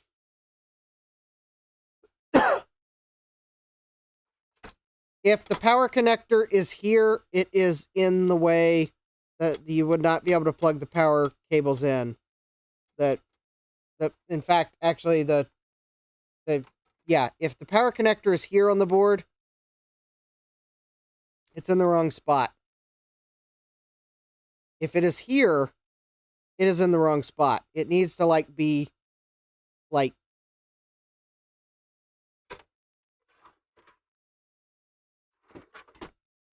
more like in this area. Because I think the power supply is covering these 2 slots. So in reality, I think the power connector needs to be here where ISA slot 6 is. So I think whatever motherboard was in this case probably had, I suspect had 3 16-bit slots and 2 8-bit slots. And that was it. And these would have been 8-bit because of the drive cage. So yeah, if the power connector is here, it's in the wrong spot. So I don't have... The only motherboards I have that don't have the power connector here are some Pentium boards. But the power connector is here. So it's still in the wrong spot. I don't have any boards that have the power connector all the way up here. So it's yeah, it's like I'm stumped. I've tried looking. I I can't find it. I had even considered seeing if I could find a backplane to use a single board computer. Unfortunately, a lot of the single board computers have built-in video, so I'd have to hope that you could disable the onboard video, because you have to use this Trident video card with this panel. And of course, the single board computer is going to take up one of your available expansion slots. And the problem is, I wasn't even convinced that the backplanes would fit the case. 1, 2, 3, 4, 5, nothing else. So if this is what you're calling the bottom, yes. And this one has to be an 8-bit slot. And watch me try to use this board without soldering this back in and wondering why it doesn't work. At least it's marked in red. Which will hopefully prompt me to check to see if it's soldered. Yeah, John says the AT power connector is going to be in the way on just about every board because most copied IBM. Yeah.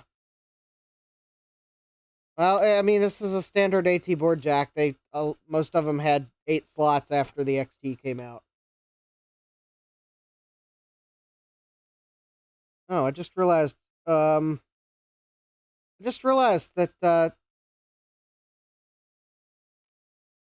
okay, interestingly enough, I just realized something. 2 things actually. First of all, these are not slots 1 through 8. These are slots 9 through 16. Which I find very interesting because it's not like there's a connector on the edge of this board for more slots. But it almost implies that maybe there was a bridge board that would have connected to another bank of ISA slots and whatever this went in. And the other thing I realized is this last slot here, ROLM did not install squarely on the board, so I bet that slot doesn't work for a 16-bit card. I highly suspect that if I need to use that slot for anything in the future, I will be repairing that slot. So maybe in reality, I should mark that one with red, because that's not good. I think that, yeah, that should have been caught in quality control and was not. John says it probably did use a backplane in a single board computer originally. That's the only thing that would fit.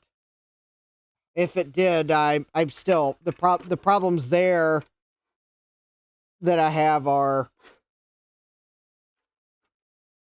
well, actually, the biggest problem I had with the single board computer idea was just how much the ISA based single board computers cost.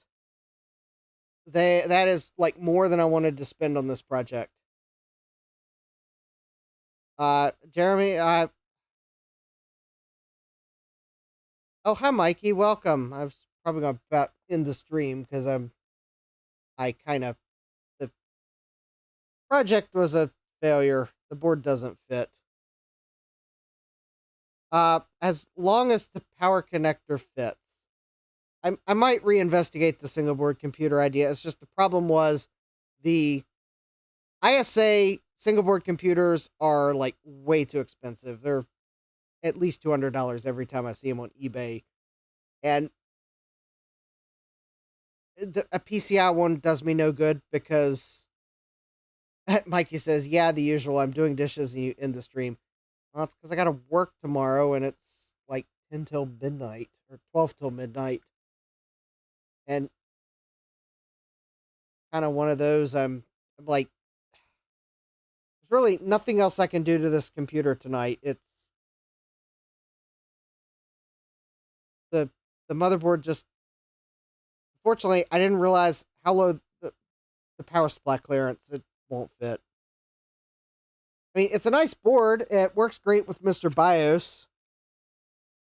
Not like I can return the board now that I did work on it. So how much did I pay for this board? It was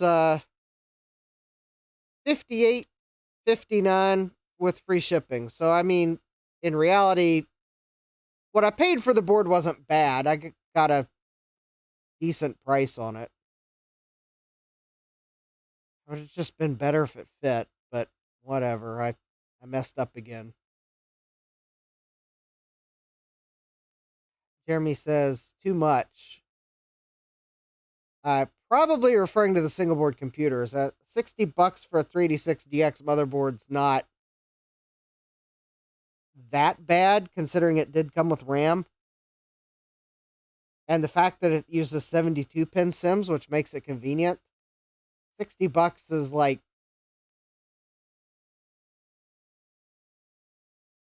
Although with that jacked up ISA slot from the factory, it's like, okay, come on. Quality control should have caught that. Maybe that's why it was a spare board that was never used. One of these systems might have needed all eight of those slots, and no one could put a card in that slot. But anyways, yeah. I mean, sure, I guess a single board computer might be what went in this, but they're just too expensive. So it's unlikely I will find one at a price point I am willing to pay. That would certainly, though, unfortunately, I can't prove that because, again, the only one of these enclosures that I found pictures of, it's not the same enclosure because the connectors on the video card are definitely all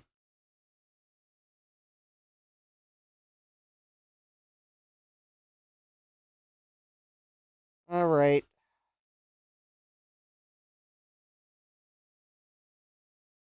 Well, Jeremy, I think the reason why the board I gave you looks exactly like that is because I gave you a M396F version something or other.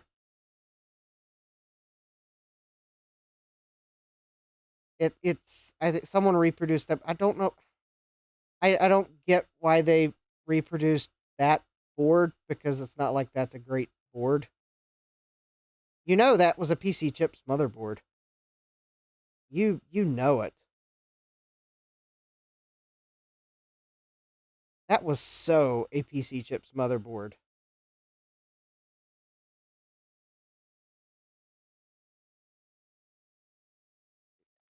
I don't get why they reproduced that board because I've not seen any of those SARC chipsets floating around.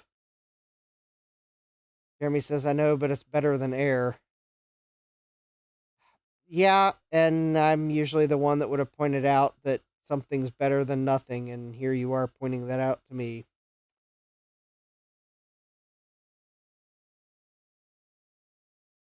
I'm still concerned about where the SIM slots were placed on the board originally.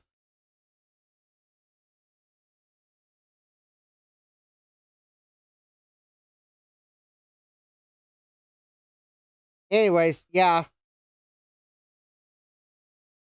Jack is saying, so the solution for this case is for Justin to design his own board to fit. Well, it's for me to, I think, well, I'm not designing a board. I'm a software guy, not a hardware guy. You don't want me designing a board.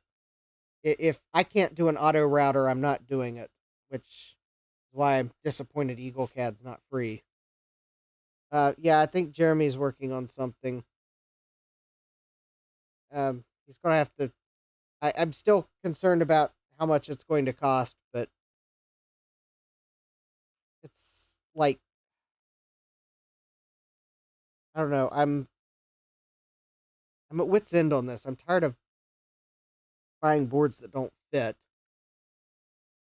But I also hope you realize, Jeremy, that I'm not trying to like get this done for the sake of VCF East, because I wasn't taking this to VCF East anyways.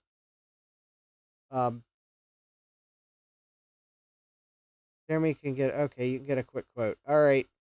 Remember, I also have to remember it's the components that have to go on it too are part of the cost.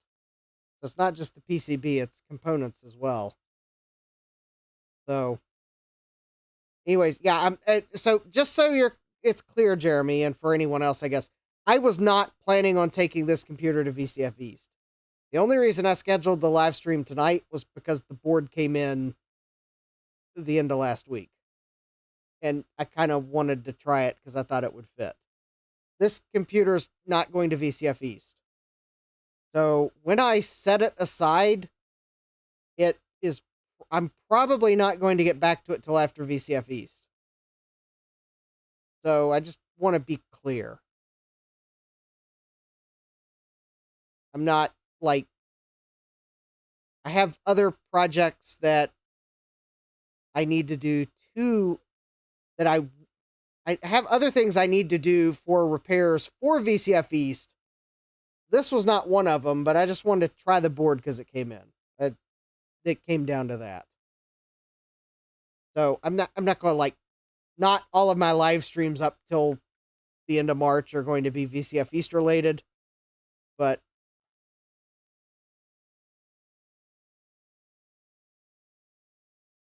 Jeremy's telling me blank PCB, 2-layer. A blank PCB? Don't there need to be traces on it? Or are you referring to not assembled? Oh, $21.40 for 5 plus tax and shipping. Well, that's still like $50 for 5.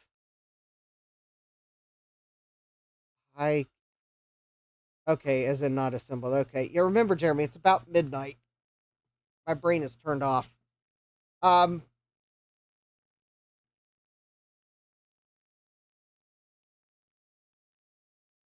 no, Jeremy, you said $21.40 for 5 plus tax and shipping.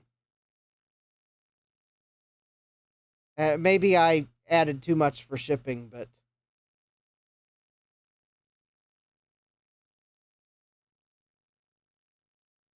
oh, okay. It's midnight, Jeremy. I'm not mathing. I was estimating the total amount for the order for 5, and my math is apparently not mathing. I was ballparking the total order for 5 landed to someone's door as being $50. Granted, that probably is, you could pay for cheaper shipping, so maybe it's more like $35. But I thought you said it was $21.40 for 5 boards plus tax and shipping, and I was estimating tax and shipping probably high because I've recently ordered some stuff from China and the shipping was ridiculous, but whatever.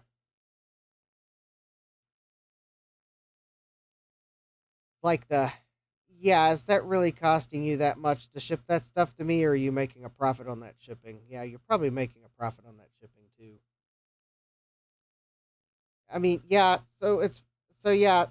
I guess the thing is, Jeremy, though, the board itself is like $5 plus tax and shipping. We'll call it, I'm gonna round up. But the thing is, then you gotta populate it with components. So and yes, apparently there's that scrap board I gave you that has parts on it. So that's parts that don't have to be purchased, but also remember, Jeremy, I don't think I ever powered that board up, so I don't know if it actually works. That chipset could be another eBay regret. Because remember, that board came from eBay. It could be an eBay regret. I don't think I ever was able to power that board up. It's too corroded. So I just kind of, there's that concern too of,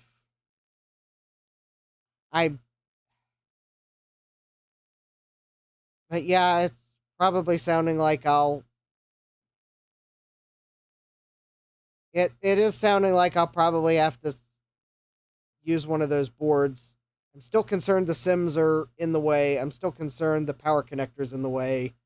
I really don't want to have to splice and solder power connectors on this power supply because that makes it harder to maintain. Because I don't... I would like to have this working, but I want to do it in a way where I'm not worried that one wire coming out of place shorts the whole thing and it's ruined. Jeremy says, not when I'm done with it. Okay. All right, I'll wait to see what you come up with. So, and as far as your other project, Jeremy, can we at least get through me building a Cubo Pequeño or before I commit to building another board? Because your second idea, the board that has to go on the boards are looking to be considerably, potentially more expensive depending on specs and what I come up with. Because, as you know, it's the luck of the eBay auctions as to what I might be able to find at the time. Sure, the one you sent me earlier might get relisted because I noticed it didn't sell. Probably because I didn't feel like sniping the auction at 6:30 a.m. this morning. I did not. Yeah, I was like, I'm not sniping that auction at 6:30 a.m. I'm rolling right back over because it is not time for me to get up yet. That is... What in the world is that, Jeremy?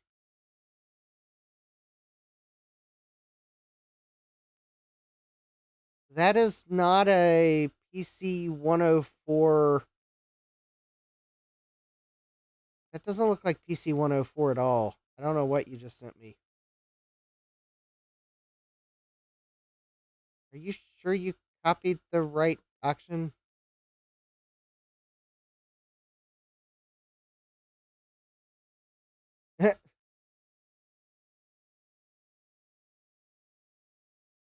Oh, Jeremy says that's the CPU for one. Okay.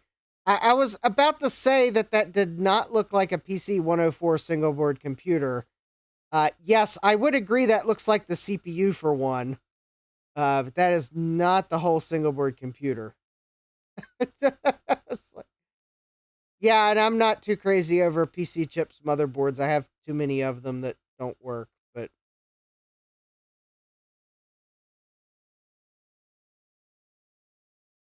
anyways, it's like I'm like,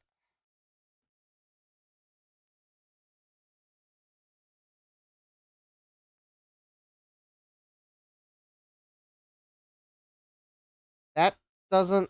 Oh, that is. Uh,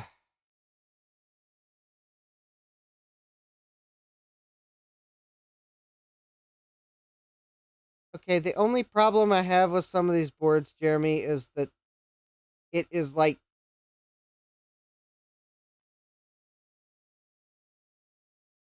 I don't know what speed that is, and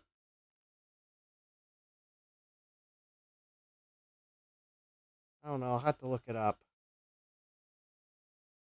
I might know things about single board computers, but PC 104 is not an architecture I've really looked into. So I really am not familiar with PC 104. I am more familiar with like PicMig and Compact PCI and VME. PC 104 I just never really looked into. And anyways, Jeremy, the thing is, I'd like to build a Cubo Pequeño first before I look at another board. I don't want to like queue up a bunch of projects to get myself further and further behind. I'm already behind on some things. I'd rather not add projects to build to that. So let me get a Cubo Pequeño built, and then we'll talk about me looking into a PC 104 based board. And it may not be before VCF East, so just calibrating, kind of calibrating things, because I really want to go to VCF East this year. I don't want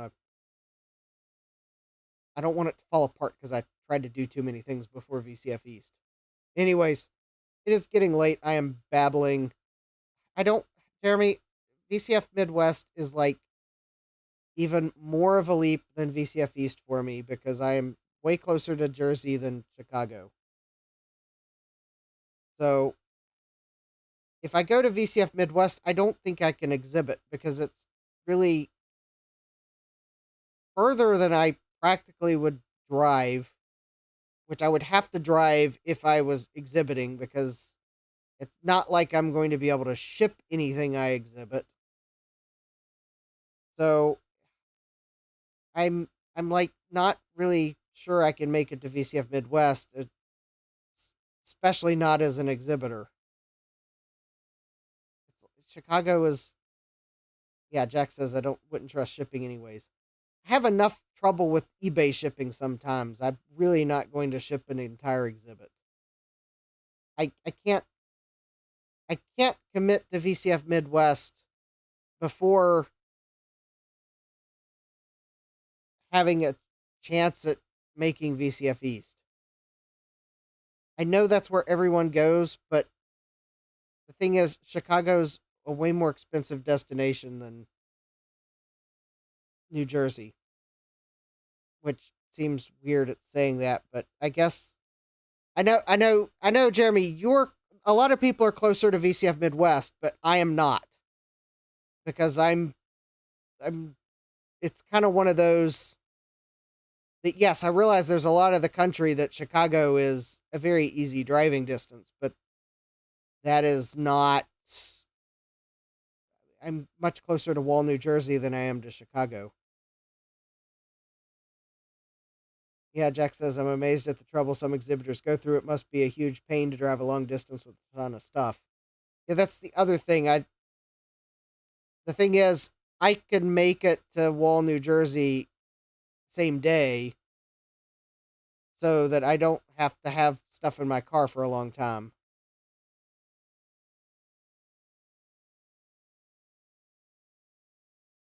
Oh, John, John, I wasn't, the PC 104 is for something completely different. I don't think Jeremy is doing anything PC 104 that would go in this case. I am not advocating at all to put a PC 104 based something in this case. I'm having enough trouble as it is just staying ISA in this case.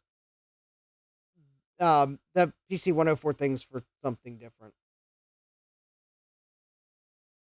Yeah, Jeremy says I have to take a layover if I drive to Chicago from here. I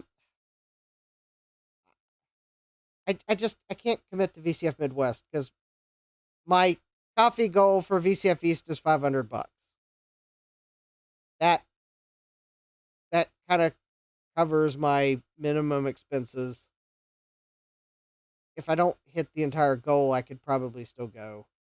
But $500 for VCF East, that's like 3 nights lodging so that I could actually go down Thursday and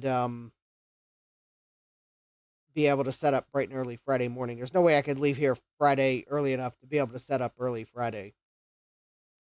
So that pretty much pays for 3 nights somewhere modest, certainly not a luxurious place. And gas money, toll money, exhibit, because I got to pay for the tables to exhibit, and buttons and stickers. Although I don't think I need to order stickers, but I need to order more buttons. So it's like $500 is like kind of my ballpark budget to go to VCF East. And yes, I would take toll roads. I know some people might say, well, you don't have to take the toll roads. I don't really want to spend the extra time driving, especially if I got a carload of stuff to exhibit. So I'll pay the tolls. Although not the express lane tolls on Interstate 66 or the express lanes on I-495 there in Northern Virginia. I have seen that ridiculousness. VDOT, you're not getting my toll money. However, I guess the state of Maryland will, because I'd probably take the Fort McHenry Tunnel. There's the bridge over the I guess was it the Delaware Memorial Bridge. There is the New Jersey Parkway. I guess they'll probably get some of my money, but I'm not going to fall for the express lanes in Northern Virginia again. That's a joke. But yeah, but the thing is, for me to go to Chicago, my trip estimate for Chicago was like $1,200. Because I'm further away. Hotels are way more expensive in the Chicago area. I would not want to. I would actually want to stay at the Venue Hotel because I am really not. I don't want to be driving around Chicago. I have never been there. I don't want to be driving. Really, I just want to be able to walk to the event. I don't like driving in big cities. In fact, I-495 is really, I did not like driving it. Chicago seems like it'd be worse than I-495. So just quite honestly, that's why my budget would be higher for VCF Midwest, because I would want to stay at the Venue Hotel so I didn't have to drive anywhere. Yeah, Jeremy says, I went to VCF East for Marcus on only $500. It wasn't enough. Jeremy says, a VCF Midwest idea. Well, I am at the moment not committing to VCF Midwest because it's a more expensive trip, and I'm trying to go to VCF East. I would love to be able to go somewhere where there's more people, but it's like I'm still a small channel,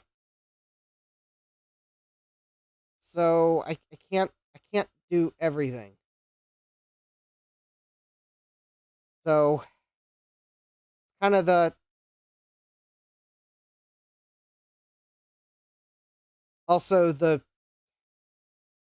also the slight problem with when VCF Midwest happens. I'm actually not sure I'll be able to I'm not sure I'll be able to take vacation then. That's kind of the other problem. That one might be more pressing than the fact that I'm trying to get to VCF East and I can't think of two trips at once. But so yeah, it's so the other thing is I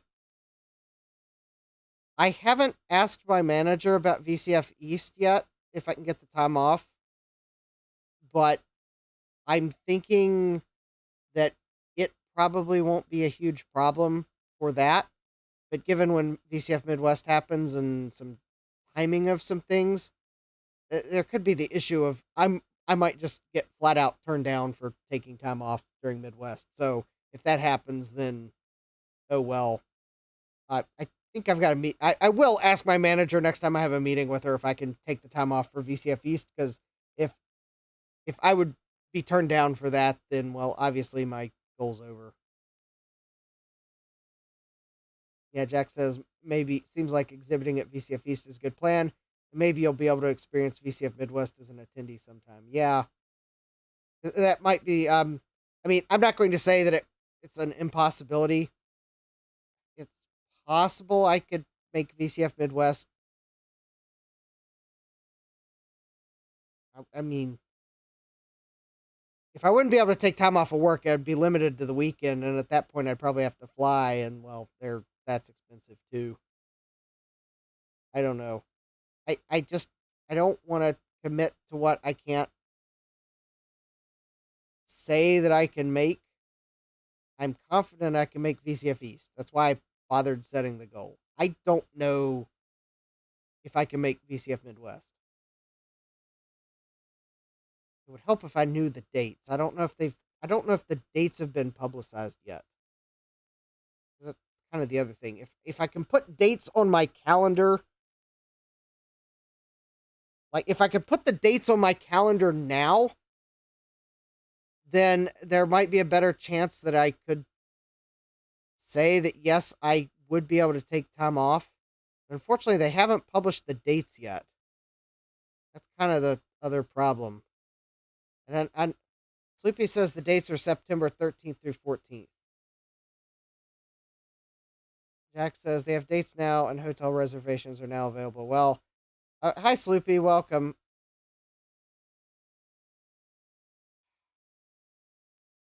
Well, unfortunately,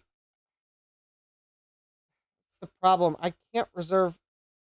If I reserve a hotel for VCF Midwest, then I can't book a room for VCF East. Because they pretty much all require you to pay for a night. And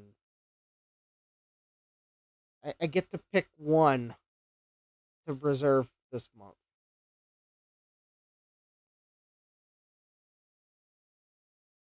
Why do they have to make these choices so hard?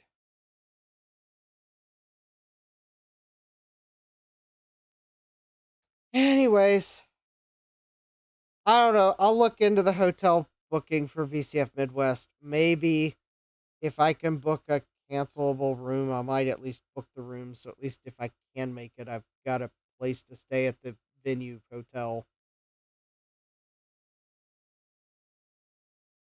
I'm still, with the dates being September 13th through 14th, that does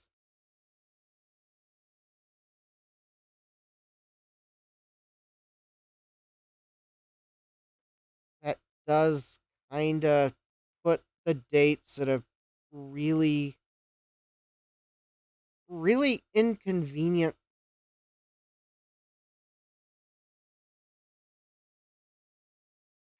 I don't know. I will have to look at my calendar at work. Kind of the That was kind of the time of the month I was afraid it was going to be, and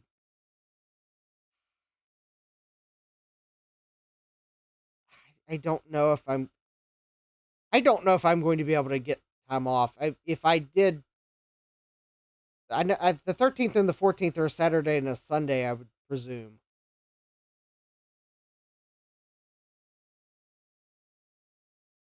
Which, or a Friday or a Saturday. I don't know. I'll have to look at what the dates are. So I don't know. I don't know if I'll be able to make it, because that's kind of one of those. We'll just say that I can't like exactly say exactly what the conflict is at work, but yeah, it could potentially be something I wouldn't be able to get time off of, because it would look bad. It's kind of, I'll just put it this way. When you're a test engineer and you've got to test something, it happens after the firmware is developed.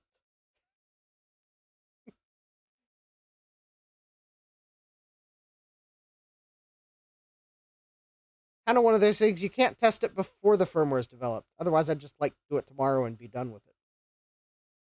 Alan says, so I guess Southwest is definitely out then. Yeah, Southwest was definitely out to begin with, because why did they think it was a good idea to schedule Southwest and Southeast for the same dates? That seems like a miss.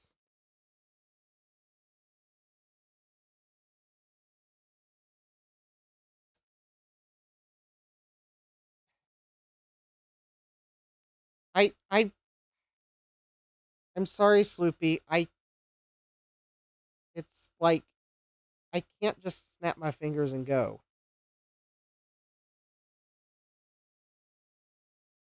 It's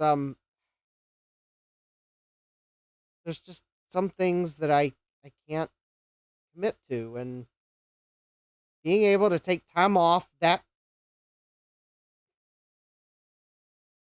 that particular time of the month, although it's not necessarily the month that's the conflict. Some things I can't really comment on publicly.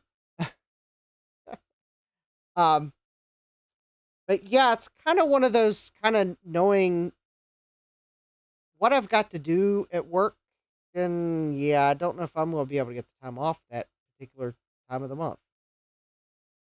I wasn't planning on going to VCF Southwest anyways. Uh,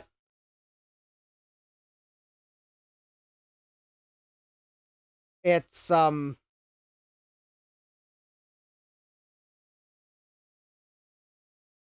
yeah, I can't, yeah, I can, yeah, I don't know. Anyway, I'm babbling. It is like, oh, it's 12:20. No wonder I'm babbling. I know everyone had a great time at Midwest last year. Please don't make me feel bad about not being able to commit to go to Midwest, because then I'll just feel worse about it. It's like, yeah, Jeremy says, no worries, we all care for you in some form here, and your schedule is what it is, nothing more. Yeah. Oh, thanks, Sloopy. Yeah, it's kind of there's just some things about my schedule that are immutable, and kind of looking out over the course of this year, and thing that month might be one of those immutable months where I really can't take any time off from work. So, or it's kind of one of those. Sometimes there's times where I can take time off easily, and there's times where it looks bad to take time off. And I mean, if it was like some family emergency, then yeah, of course I'd be able to take time off, but I can't invent a family emergency, and I wouldn't want to. So, anyways, yeah. He says, don't define them as a constant, define them as a float. Anyways, I'm babbling. It's getting late. My feet are getting cold. I do have to work tomorrow. Fitting this motherboard in this case was a fool's errand. So, anyways, did this motherboard fit in the case? No. I completely overlooked the power supply. It wasn't going to fit. It took buying it and trying to put it in the case to realize that. And yeah, I guess I'm going to have to see what Jeremy's whipping up for me, because, hi, Callan says, all right, wife's home, I'm glad to split. All right, good night, Callan. So, yeah, good night, Jeremy. Anyways, don't forget to smash that like button when you like me trying to get old tech working with eBay regrets. Even if this eBay regret is a 386 motherboard with 72-pin sims, I'll just have to use it somewhere else. Subscribe and turn on notifications so you know when I go live next, or when I get back to this Lunchbox PC. Let's see, Thursday I'll be looking at the IBM XT, which actually is a computer that might go to VCF East. So there's that. And then next Tuesday, I will be looking at the Sun Workstation. I have a non-volatile RAM repair kit for it, and I would like to get that installed. Now, I don't think I'll be taking the Sun Workstation to VCF East, but I would at least like to have that a non-volatile RAM fixed, because it is a cool machine to look at. And I got that cool DOS card for it. So anyways, with that, I hope you all have a great rest of your day. Let me move my ice purple alcohol so I can see the screen here. Thank you all for joining me, hanging out in the chat, being cool, putting up with me as I got flustered because things weren't working And overall, I think it was a great stream, even if it didn't work out. And we'll get back to this at some point. Just I'm gonna push it to the side for a while though. Anyways, hope you all have a great rest of your day. Take care and God bless. Computerized Start is brought to you by my awesome patrons on Patreon and by your tips and memberships on Ko-fi. These and other channel supporters make my live streams possible. You too can become a channel supporter with tiers starting at just $1. Don't forget to smash that like button. And if you've liked what you've seen, subscribe and turn on notifications so that you don't miss the next video or live stream. And as always, thank you for all your support. I hope to see you next time. And until then, take care.